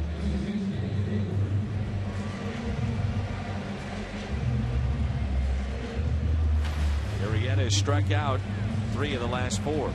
Sometimes you cheat a little bit back to the balk, Danny, to deceive the runner, and sometimes you do it quick to the plate to deceive the hitter. And I don't think Lackey was worried about the runner at all with the 4-0 lead. He was trying to get a little bit of an advantage, you bet, on Anthony Rizzo.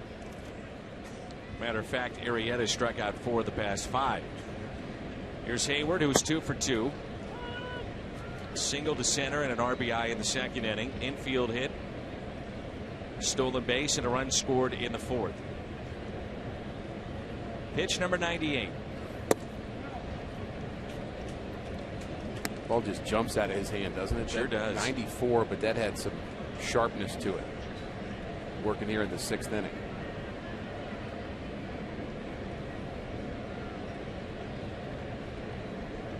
.98 pitches and going strong.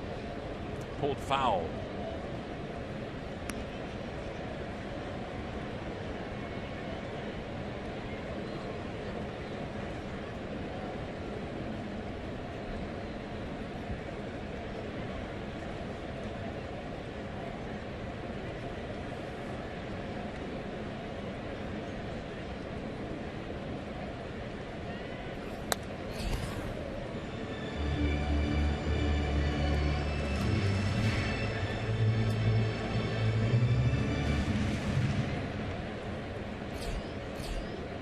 Story of this game, the pitching of John Lackey, arguably his sharpest outing of the year.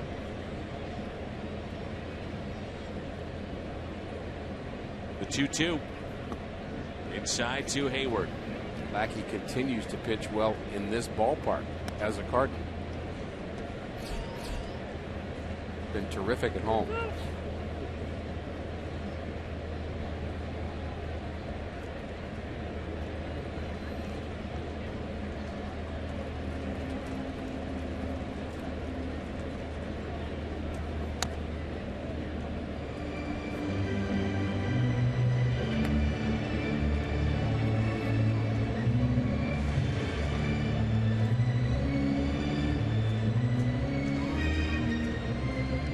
Nobody throwing in either bullpen.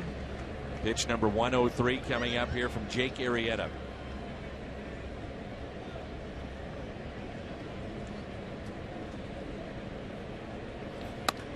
And a base hit into right.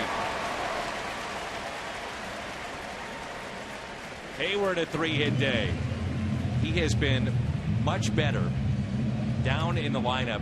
Maybe the pressure is off. He's more comfortable, but the results have been there. And he continues to hit Cubs pitching. Not a bad breaking ball down in the zone. Drives it into right.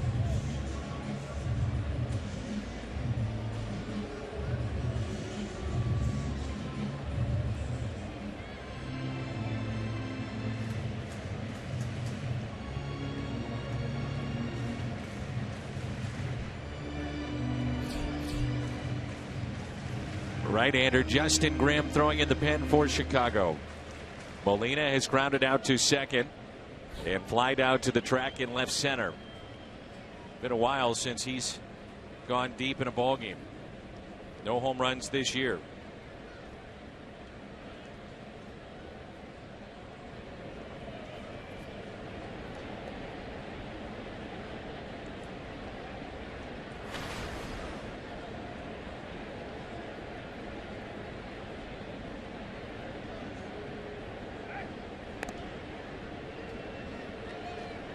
Well, Hayward was stealing back in the fourth, picked up his fourth stolen base.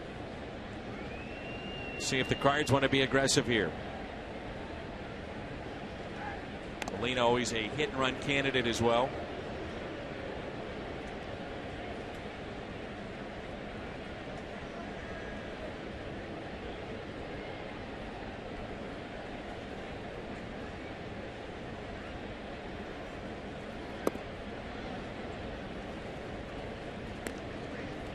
This is the second 3-hit game for Jason Hayward this year, and both have been against the Cubs.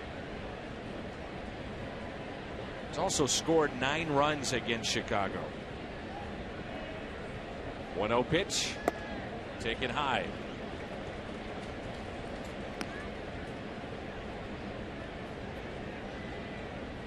You also wonder how much a distraction Hayward is right now for Jake Arrieta. With that last pitch, he certainly rushed to the plate and his arm dragged a bit. That's why he was up in the zone. That happens quite a bit. There's a nice lead.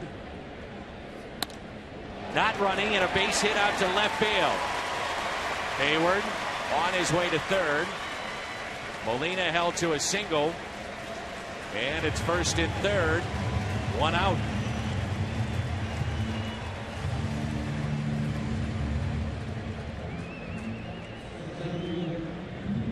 Yachty pulls this ball in the left field, and what I love about this is not just what Yachty does, but what Hayward does going first to third.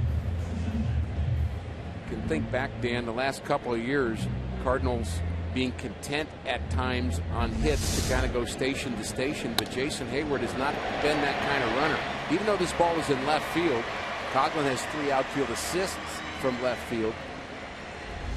He's thinking third the whole way. I just think that's been an upgrade in the Cardinals' offense this year, has been their ability to take extra bases.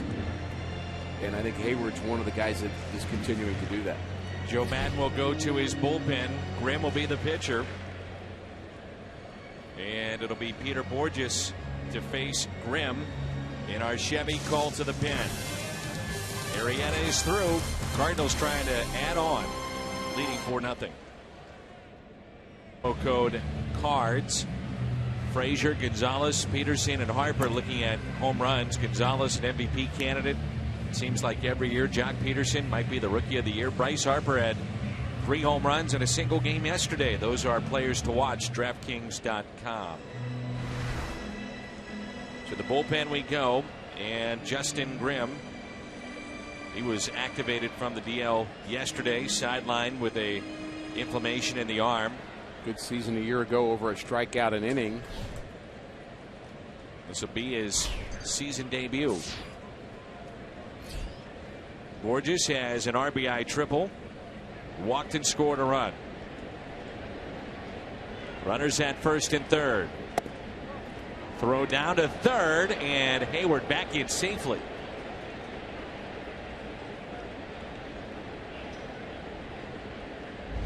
There are times where what a catcher does, you just throw it right at the back of the player. He is safe, he's on the bag, but you throw it right at a player. What's your inclination? Duck.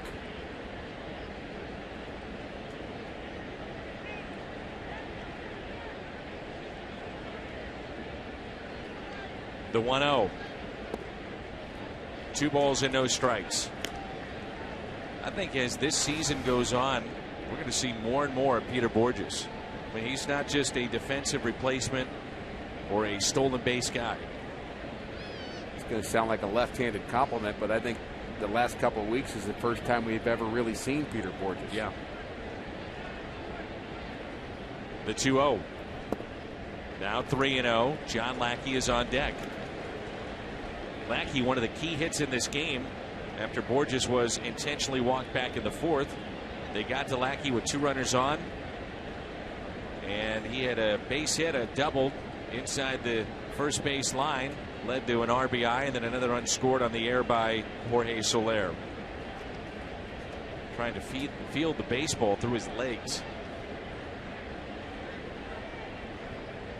Infield in, the 3-0 pitch. You know, a year ago, Dan, we'd have people tell us about Peter Borges, who maybe an interleague game. They said, well, I'm sure he's great at this, he's great. And it's like, well, you know, we're just not seeing it yet. And so when he gets past that injury and perhaps he's much more comfortable as a National League player and as a Cardinal, we're starting to see the value that everybody placed on him before.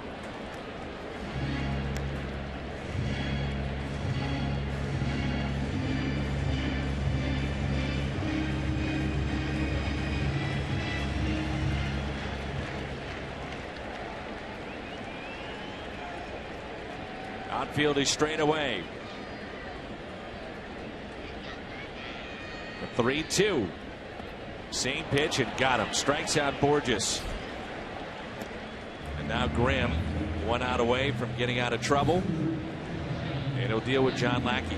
It's got a little darker here at the ballpark, Dan. There's talk of perhaps rain moving in later this afternoon or this evening. And talking to Bill Finley yesterday about the field, what he was saying was this is as dry as it could be right now. We could use some rain, but of course we like it when the team's out of town. And here's the key hit in this game. You talked about it, the base hit the other way, the double the other way. Soler steps past it, tries to retrieve that ball between his legs. For some reason, ends up as an error and an extra Cardinal run. So 2 on and 2 outs for John Lackey. Fastball and a strike. If we could have had a direct question to John Mabry today and said, hey, if you're going to get 4 runs off of Jake Arrieta and get 9 hits off of him in 5+ innings, I think that's pretty good. Oh yeah, especially if his numbers against St. Louis. You know, there's days where, you know, people would say, well, good offense, you're going to have a great day offensively, you're going to get 8, 9 runs. No, I mean, you get 4 runs off a really good pitcher, that's a great day offensively.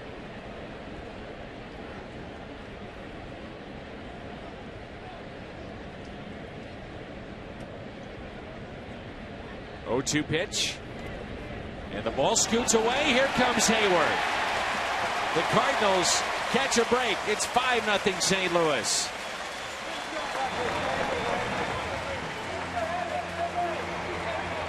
Again, first to third. Wild pitch. Hayward scores. Frustrated Grimm. He's facing the other team's pitcher. He just tries to put him away, and this ball just bounces off the right arm. And unfortunately for Montero, he guessed wrong about which way the ball bounced. And just a bad break for the Cubs. And it's been a day full of those type plays for them.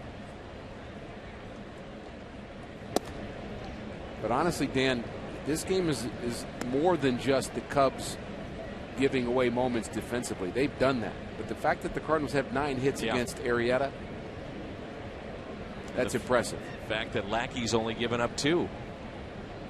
Cubs have committed 2 errors today. 2 other plays could have been errors as well. The 2-2 and a strikeout of Lackey. So Grimm comes in, he strikes out 2, but a wild pitch leads to a run. 5-0 Cardinals. It's strikeout 7. Cardinals, by the way, have struck out 9 times today, but they have a 5-run lead. Coughlin 1 for 3 with a double. John Lackey has been outstanding. And Jason Hayward 3 for 3. A couple of runs scored and an RBI. That's a look at your Mazda game summary. Lackey finishing up his warm-up tosses. And a packed house here at Busch Stadium. And the lights have turned on here at the ballpark.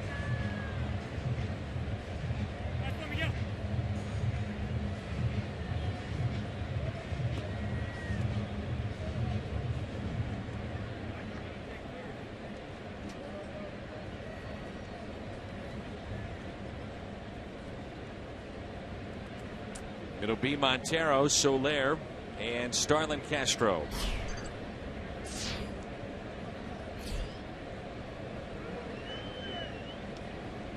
Joe Maddon saying after the game last night he was very frustrated with the strike zone of DJ Rayburn, who's down at third today, the umpire, and said, look, I'm not going to let our young club get walked over, as the veteran Cardinals were getting many of the calls.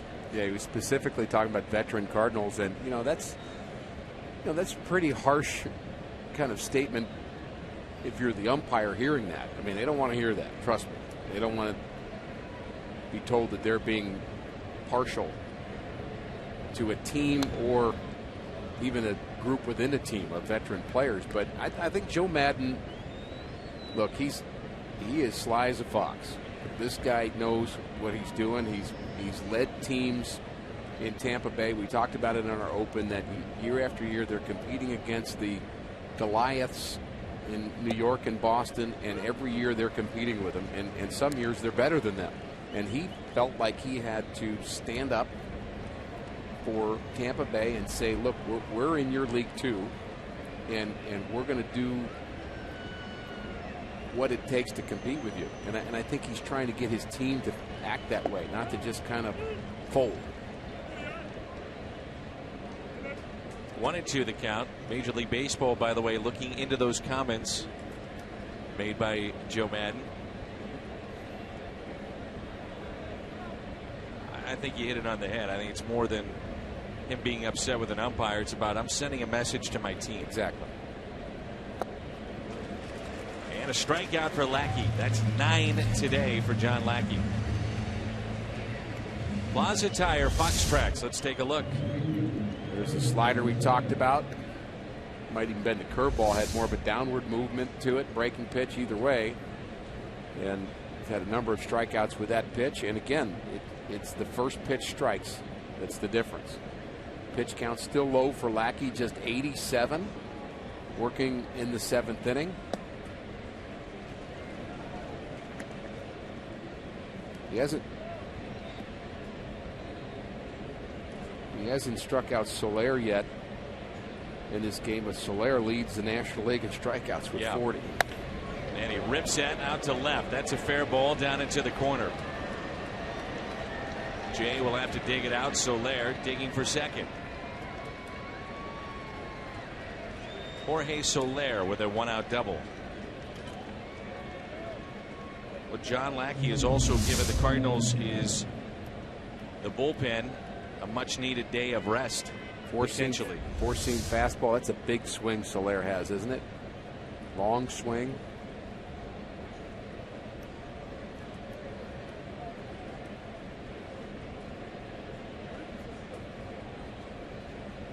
Starlin Castro is struck out and also popped out to first.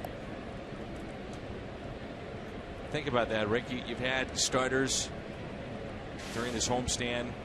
Tim Cooney, a couple of innings. Tyler Lyons does not get through 5. Lynn last night 6. So this is much needed. Absolutely. Starter going into the 7th. So there's really two things at work there. Is you're getting deeper into the game, so with lead here, so you can use your bullpen the way they're intended to be used when you're intending to use them. But you're also limiting the number of outs they have to get. So that helps tomorrow and the next day and the next day. And a fly ball hit down the right field line, slicing foul, then out of play. Even Lance Lynn going 6 innings yesterday was a help in that regard. You could use Choate, Belisle, Villanueva for an inning each. Just seemed to be a more normal way to use your bullpen, as opposed to, hey, who can pitch today? Which I think was Mike Matheny's question there for a couple of days.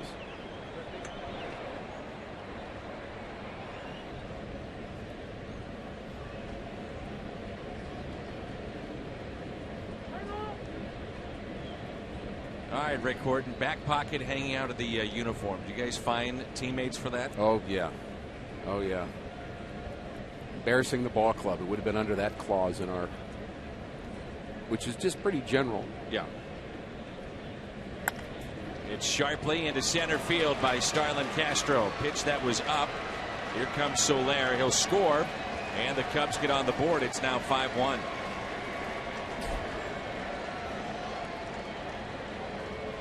But you get your fine money back if you get a base hit with your and an RBI with your flap hanging out.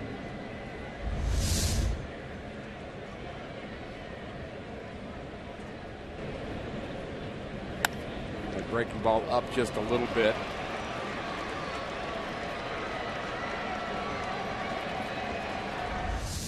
John Lackey with a St. Louis high this year for him in strikeouts with 9.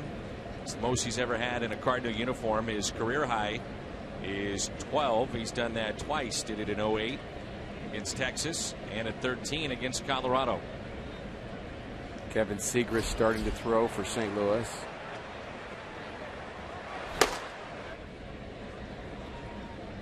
Here's a 1-0. Boy, you'd love to see Lackey just get 2 more outs. Leave 6 for the bullpen. Matt Caesar is 0 for 2. He has struck out twice. One swinging, the other looking.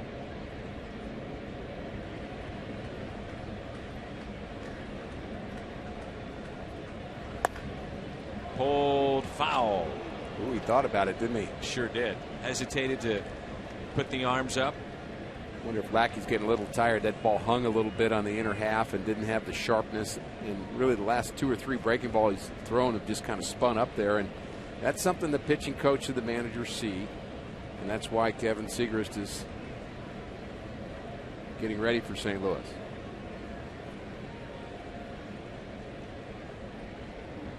2-1 pitch. Another one up in the zone. Didn't quite have the same finish. And he knows it too. And he's kind of thinking, okay, how do I kind of get that back, make a pitch here?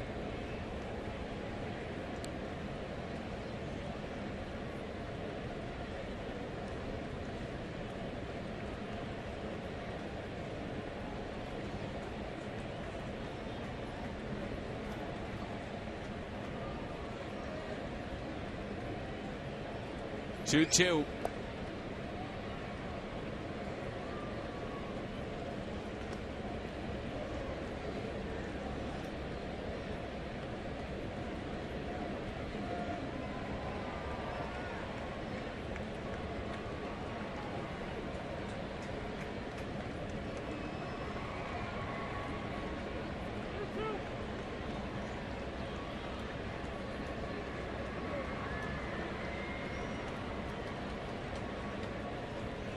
Three-two pitch. And a fly ball lifted into right. And Hayward is there to make the catch.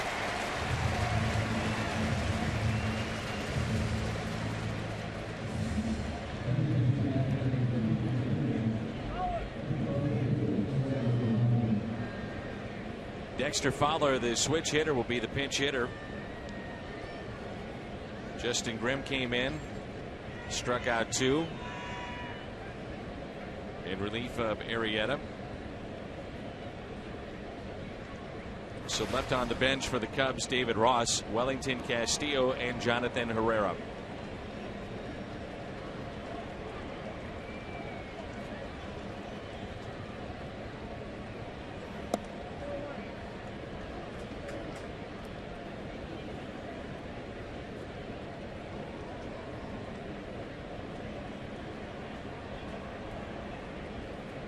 These two have never faced each other.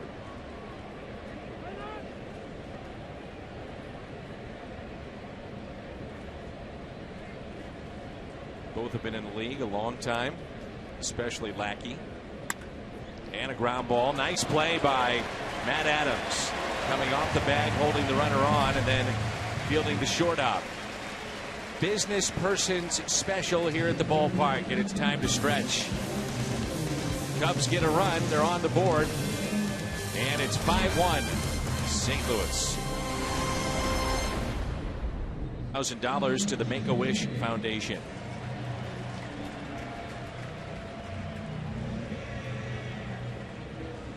James Russell, our Chevy Colt to the pen. One of 3 left-handers that the Cubs now have in their bullpen. A pretty balanced bullpen. Could turn into a strength for them. Russell's been around for a while. His father was a big league pitcher.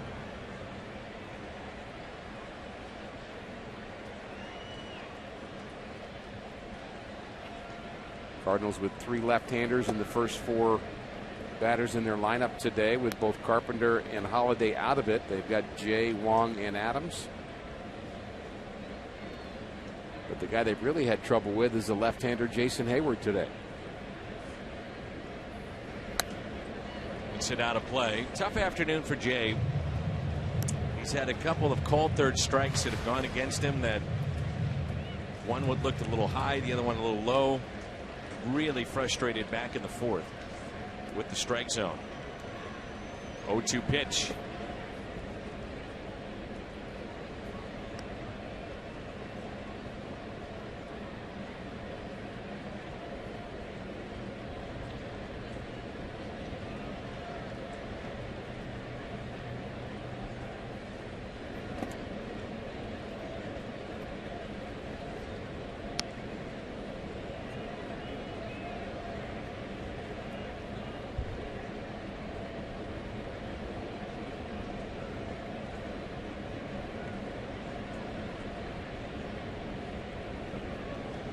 The 2-2.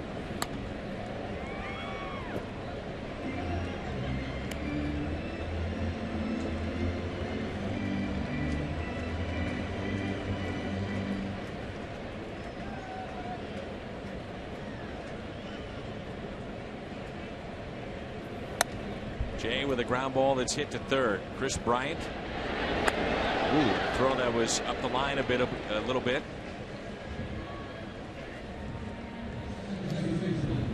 One away. The T-Mobile game changer. Best run differential this season. The Cardinals a plus 43. The T-Mobile game changer. I mentioned it last night. How the Cardinals this time last year around 5-6 games back already of Milwaukee. The team has pitched exceptionally well as Colton Wong hits a high fly ball into center. That'll stay in the ballpark. Matt Caesar makes the play. Colton is 1 for 4. So the Cardinals have a great start. One of the questions I should say that's out there for St. Louis over the next couple of months. We learned yesterday that Jordan Walden is going to be out for an extended period of time, 6 to 10 weeks. So who will be the 8th inning guy? Looks like we'll see Segrist against the left-handers the 8th inning today, but who will be the right-handed 8th inning guy, if you could say it that way? And you and I like Seth Maness as more of a kind of a swing guy, double play, jam type pitcher that you're going to use when you absolutely need a ground ball, and who cares what inning it is. But who's kind of the dominant force in that 8th inning, and that's going to evolve, I know, over the next couple of months, and I would say that's uncertain right now. Not saying he would get the job, but Mitch Harris coming out of that pen throwing mid-90s. He's intriguing. He's intriguing. Tui Valala's intriguing, who we saw just for a short time, who's back in AAA now.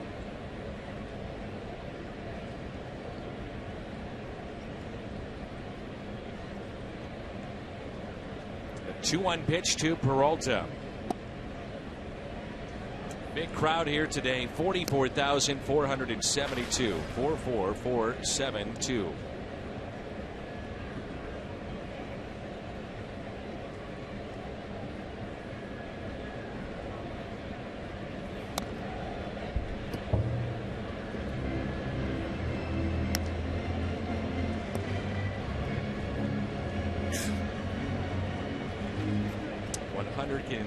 Second consecutive game in which the Cardinals have had at least 40,000.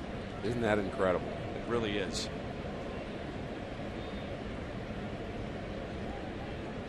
The 3-2 pitch, and it's hit out of play. Go back to some of those crowds and the old highlight films from Busch Stadium. There's nobody in the stands. You know, there's maybe 8,000, right. 10,000 people, and now it's 40,000 plus every night. That's a fair ball off the bat of Johnny Peralta. Thinking 2 on his way to second, and he's in there safely. A double for Peralta.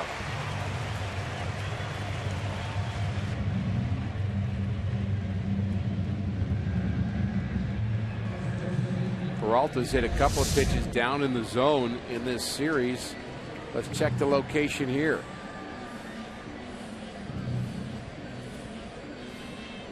Kind of spun, didn't really break much. Just barely fair.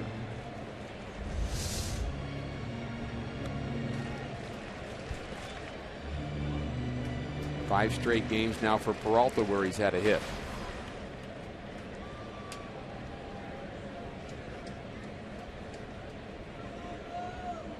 2 outs, runner at second for Adams, and he looks at strike 1. Matt is grounded back to the pitcher, grounded out to second base, and also was called out on strikes in the 5th.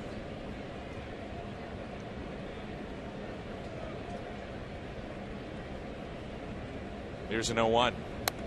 You know, now 0-2. Danny, I talked about this as it relates to Hayward, but I would say it applies to Adams, Peralta, both. When you're in a good lineup and you've got a bunch of good hitters on both sides of you, you don't have to be perfect. Teams aren't going to pitch around you every time because they got to pitch to somebody. And I just think that makes you better. In that sense, it's a team game because you're better with better teammates because of how people pitch you. And I think for Matt Adams to be under the radar a bit, and for Hayward, even as dynamic a player he has been in this game, to not really have to be the man. But I think Peralta's like that too. That's a good point. Here's a 1-2. Adams to shallow left, and we head to the 8th. 5-1. Cardinals on top. Studio with this Bommarito Sports Update.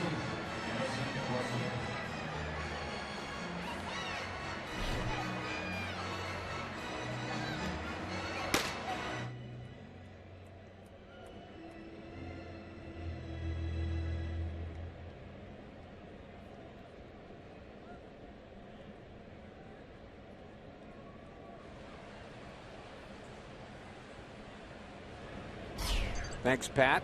Top of the 8th inning. John Lackey back to work. He'll face Addison Russell. And perhaps we'll see Kevin Segras. Both Segras and Seth Maness getting loose for St. Louis. Russell 1 for 2 with a base hit. Came in the 3rd. Only 4 hits against John Lackey here this afternoon. Been terrific.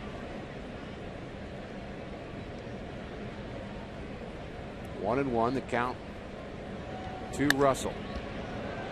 Little flare in the right center field, and back goes Peter Borges, who puts that away for out number 1. Mike Matheny eyeing that Cardinals bullpen. Wondering how long he will go with John Lackey. 103 pitches now. Both guys are hot. And it's the top of the lineup and Chris Coghlan. Coghlan 1 for 3. He doubled in the 6th inning. How'd you do on the first batter? I got him out. Good job.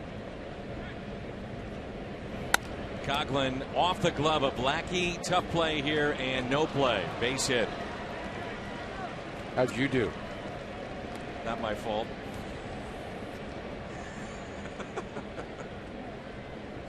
Can extend blame but not take Exactly. fault. I love it.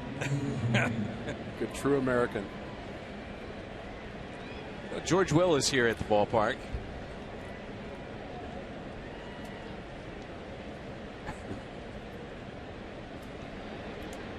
Chris Bryant digs in. Bryant has walked and struck out twice.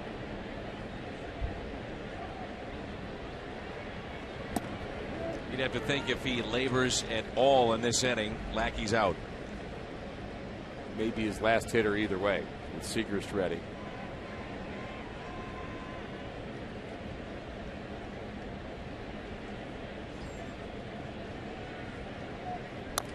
Cubs are headed to Milwaukee from here, and as Pat talked about that Dodger Milwaukee series,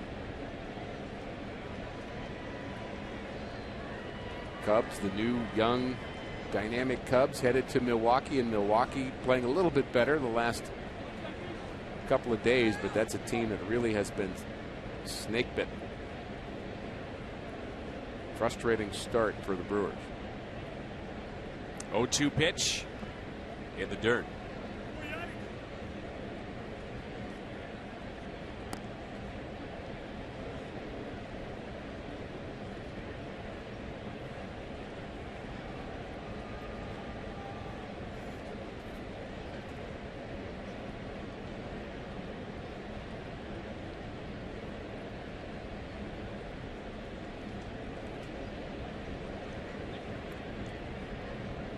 One-two pitch. Kept in front by Molina. Your initial impressions of Chris Bryant? Well, you certainly like his ability. I think he runs better than I thought he could. I see him on base paths a couple of times, taking extra bases, and seems like a complete player. Has a good arm defensively. Looks like there's, at least right now, ways that you can pitch to him that he's being exploited, but certainly you don't want to make a mistake to him. He has that raw power. He has the quick bat. I think that's the other thing that stands out. Time was granted late for the rookie against the veteran, and Lackey snaps at the baseballs. It's thrown back to him. The timeout was late, no question. There's the snap. And the walk back to compose himself.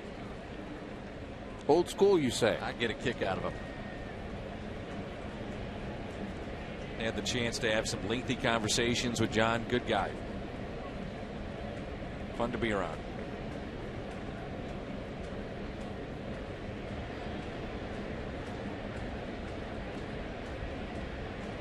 The 2-2. Strikeout. 10 this afternoon for John Lackey. Interesting note here. The only player to hit his first major league home run off of Lackey is Michael Ryan. It happened in September of 2003. He's out of baseball. The last Cub to hit their first home run in St. Louis or against the Cardinals was Logan Watkins last year. And you're going to hear a huge ovation for John Lackey here in just a moment.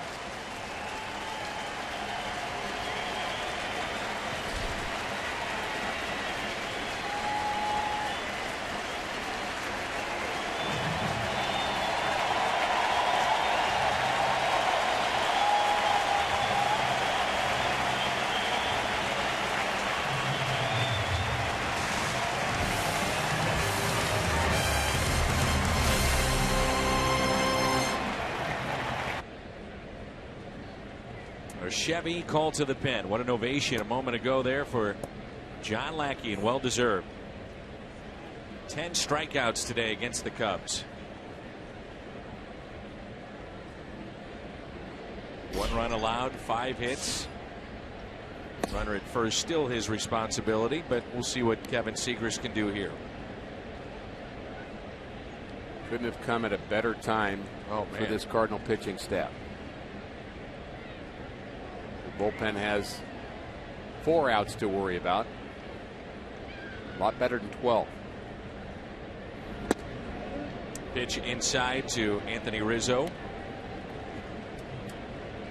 2 balls and no strikes. Rizzo has struck out, lined out, and grounded out. Seager's drafted by the Cardinals in 2008. A 41st round pick. But has become quite a find in this organization and has an opportunity ahead of him right now. The opportunity you're talking about, 8th inning. Correct. Role.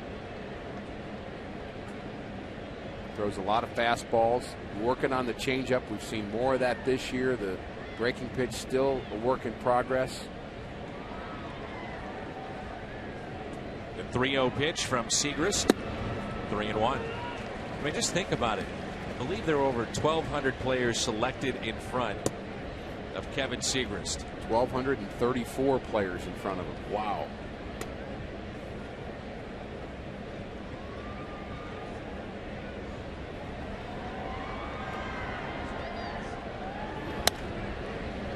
Popped up left side. Jay coming on and makes the catch before running into Reynolds.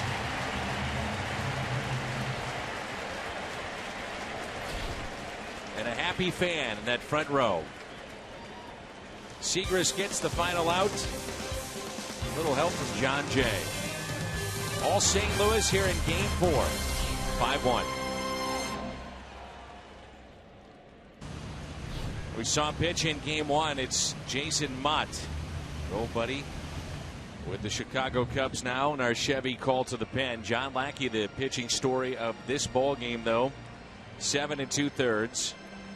5 hits, 1 run, 109 pitches for John Lackey. Mott the other night faced 2 hitters and got 2 quick outs. One thing we saw from him is that velocity seems to be back for Jason Mott. After injury, sometimes it takes a year or so to get that velocity back, and he was throwing mid-90s as he did there. Always been a kind of a full effort type pitcher. He's not one of those guys where he's got the smooth delivery and the ball jumps out of his hands. He's just, here it is, hit it.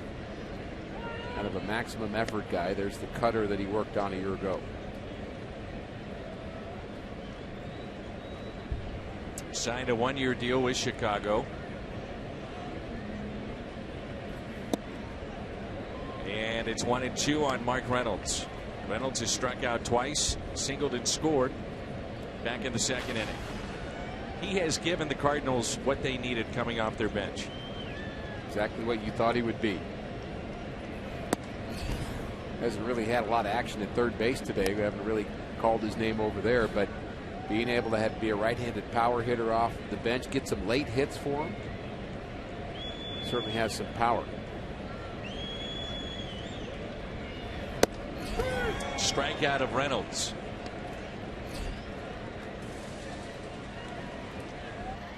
So strikeout of Reynolds. And here is Jason Hayward, who's had a big afternoon. Hayward, a broken bat that goes flying into the screen. Flying past Molina. It's pretty close to Yachty, who's standing in the on-deck circle. They hit right in front of John Mozeliak, it looked like, too, and Bill DeWitt, George Will. That boy was over there by Yachty. Kind of seemed to me to go right between them, and dangerous moment. That gentleman right there is a MLB authenticator. So he'll take the game used bats, bases, the balls that are thrown out, puts a special sticker on them, authenticates it.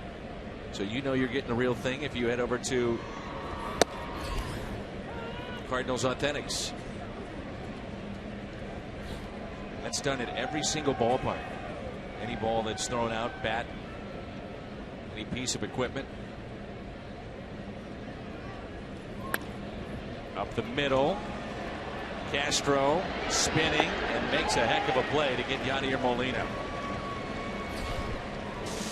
Jason Mata, 1-2-3. Bottom of the 8th. We head to the 9th. Cap off what has been a tremendous homestand. Siegrist will have Montero to start the 9th. Then we'll probably see Seth Maness to finish it out. How about that? A 9-2 homestand. The Cardinals 3 outs away from having that.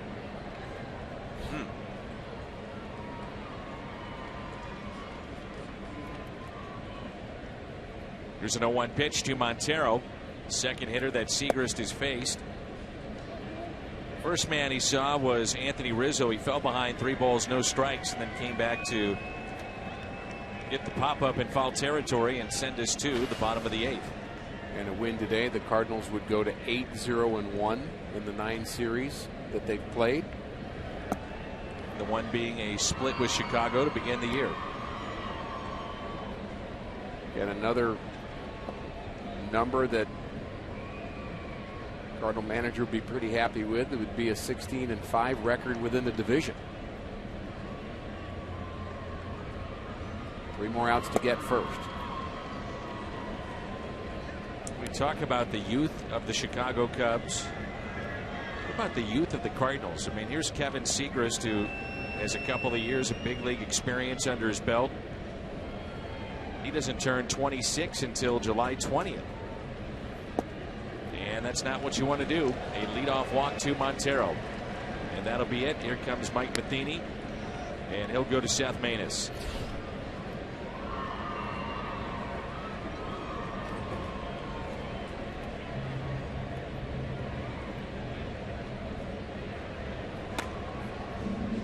A Chevy call to the pen takes us to Seth Maness, the right-hander, when we come back.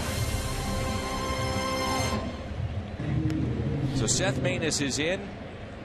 Runner at first and nobody out here in the top of the 9th, and the Cardinals leading by the score of 5-1.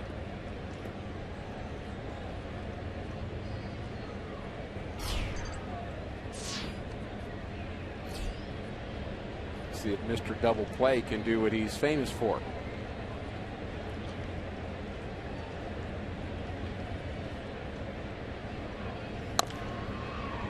Here's your ground ball, but pulled foul.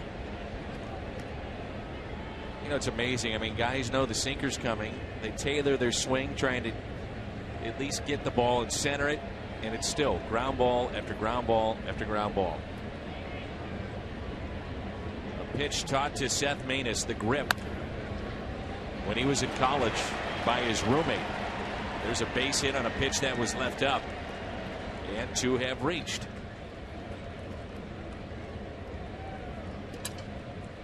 Our Budweiser player of the game, no surprise here, John Lackey, 7 2/3, 109 pitches. Struck out 10, only 5 hits allowed.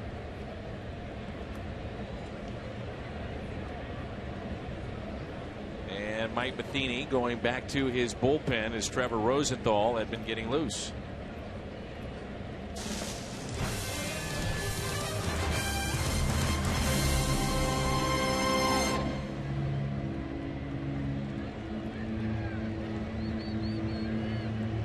So runners at first and second, and Mike Matheny doesn't want to take any chances as Rosenthal has been busy during this homestand, which is good news because that means the Cardinals are winning and save opportunities are there. Happened a year ago for Rosenthal, same way. The Cardinals got off to a good start, so he was in a lot. And I think the thing that Trevor Rosenthal is working on is keeping that pitch count lower so he can pitch a lot. First pitch strikes, first batter out. That's his next level.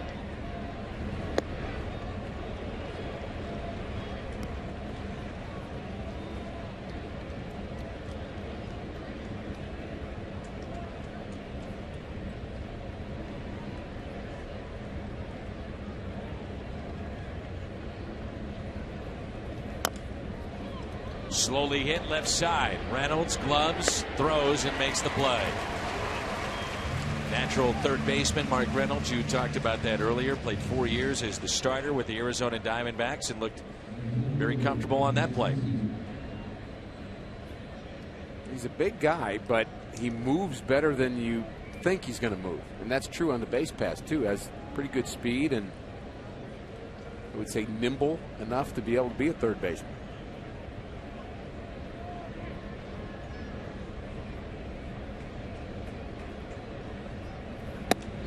Pitch was delivered there, and Starlin Castro was not in the dugout. Hadn't made it back yet.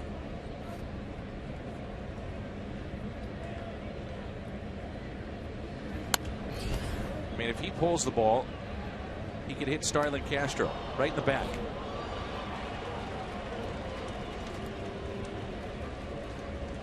One ball, one strike with runners at second and third.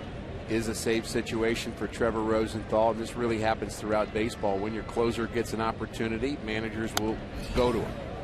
And I think sometimes managers will do that just because that's kind of their commitment to and promise to their closer to give them as many save opportunities as they can. And I think there are times where that feels forced, where maybe you can get a couple more outs before you go to your closer, but as you mentioned, Mike Matheny not wanting to take any chances here. Pitch at 99 from Rosenthal, whose career ERA is close to 6 against Chicago. 24 games, 22 1/3 innings. He is 8 of 10 in save opportunities against the Cubs. 1-2 pitch. Whoa. 99 on the gun. You could see when he gets the rest, Rick. I mean, he's just got that extra giddy up. And there it is. You know what? It even sounds louder.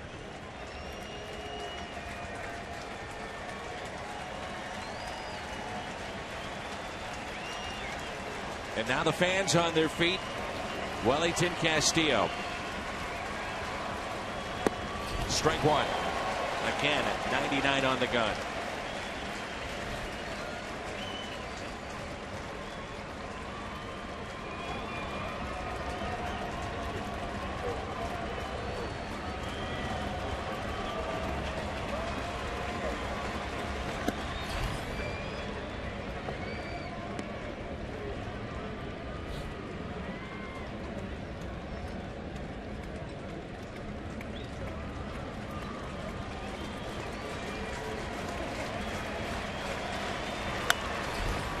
Strike two.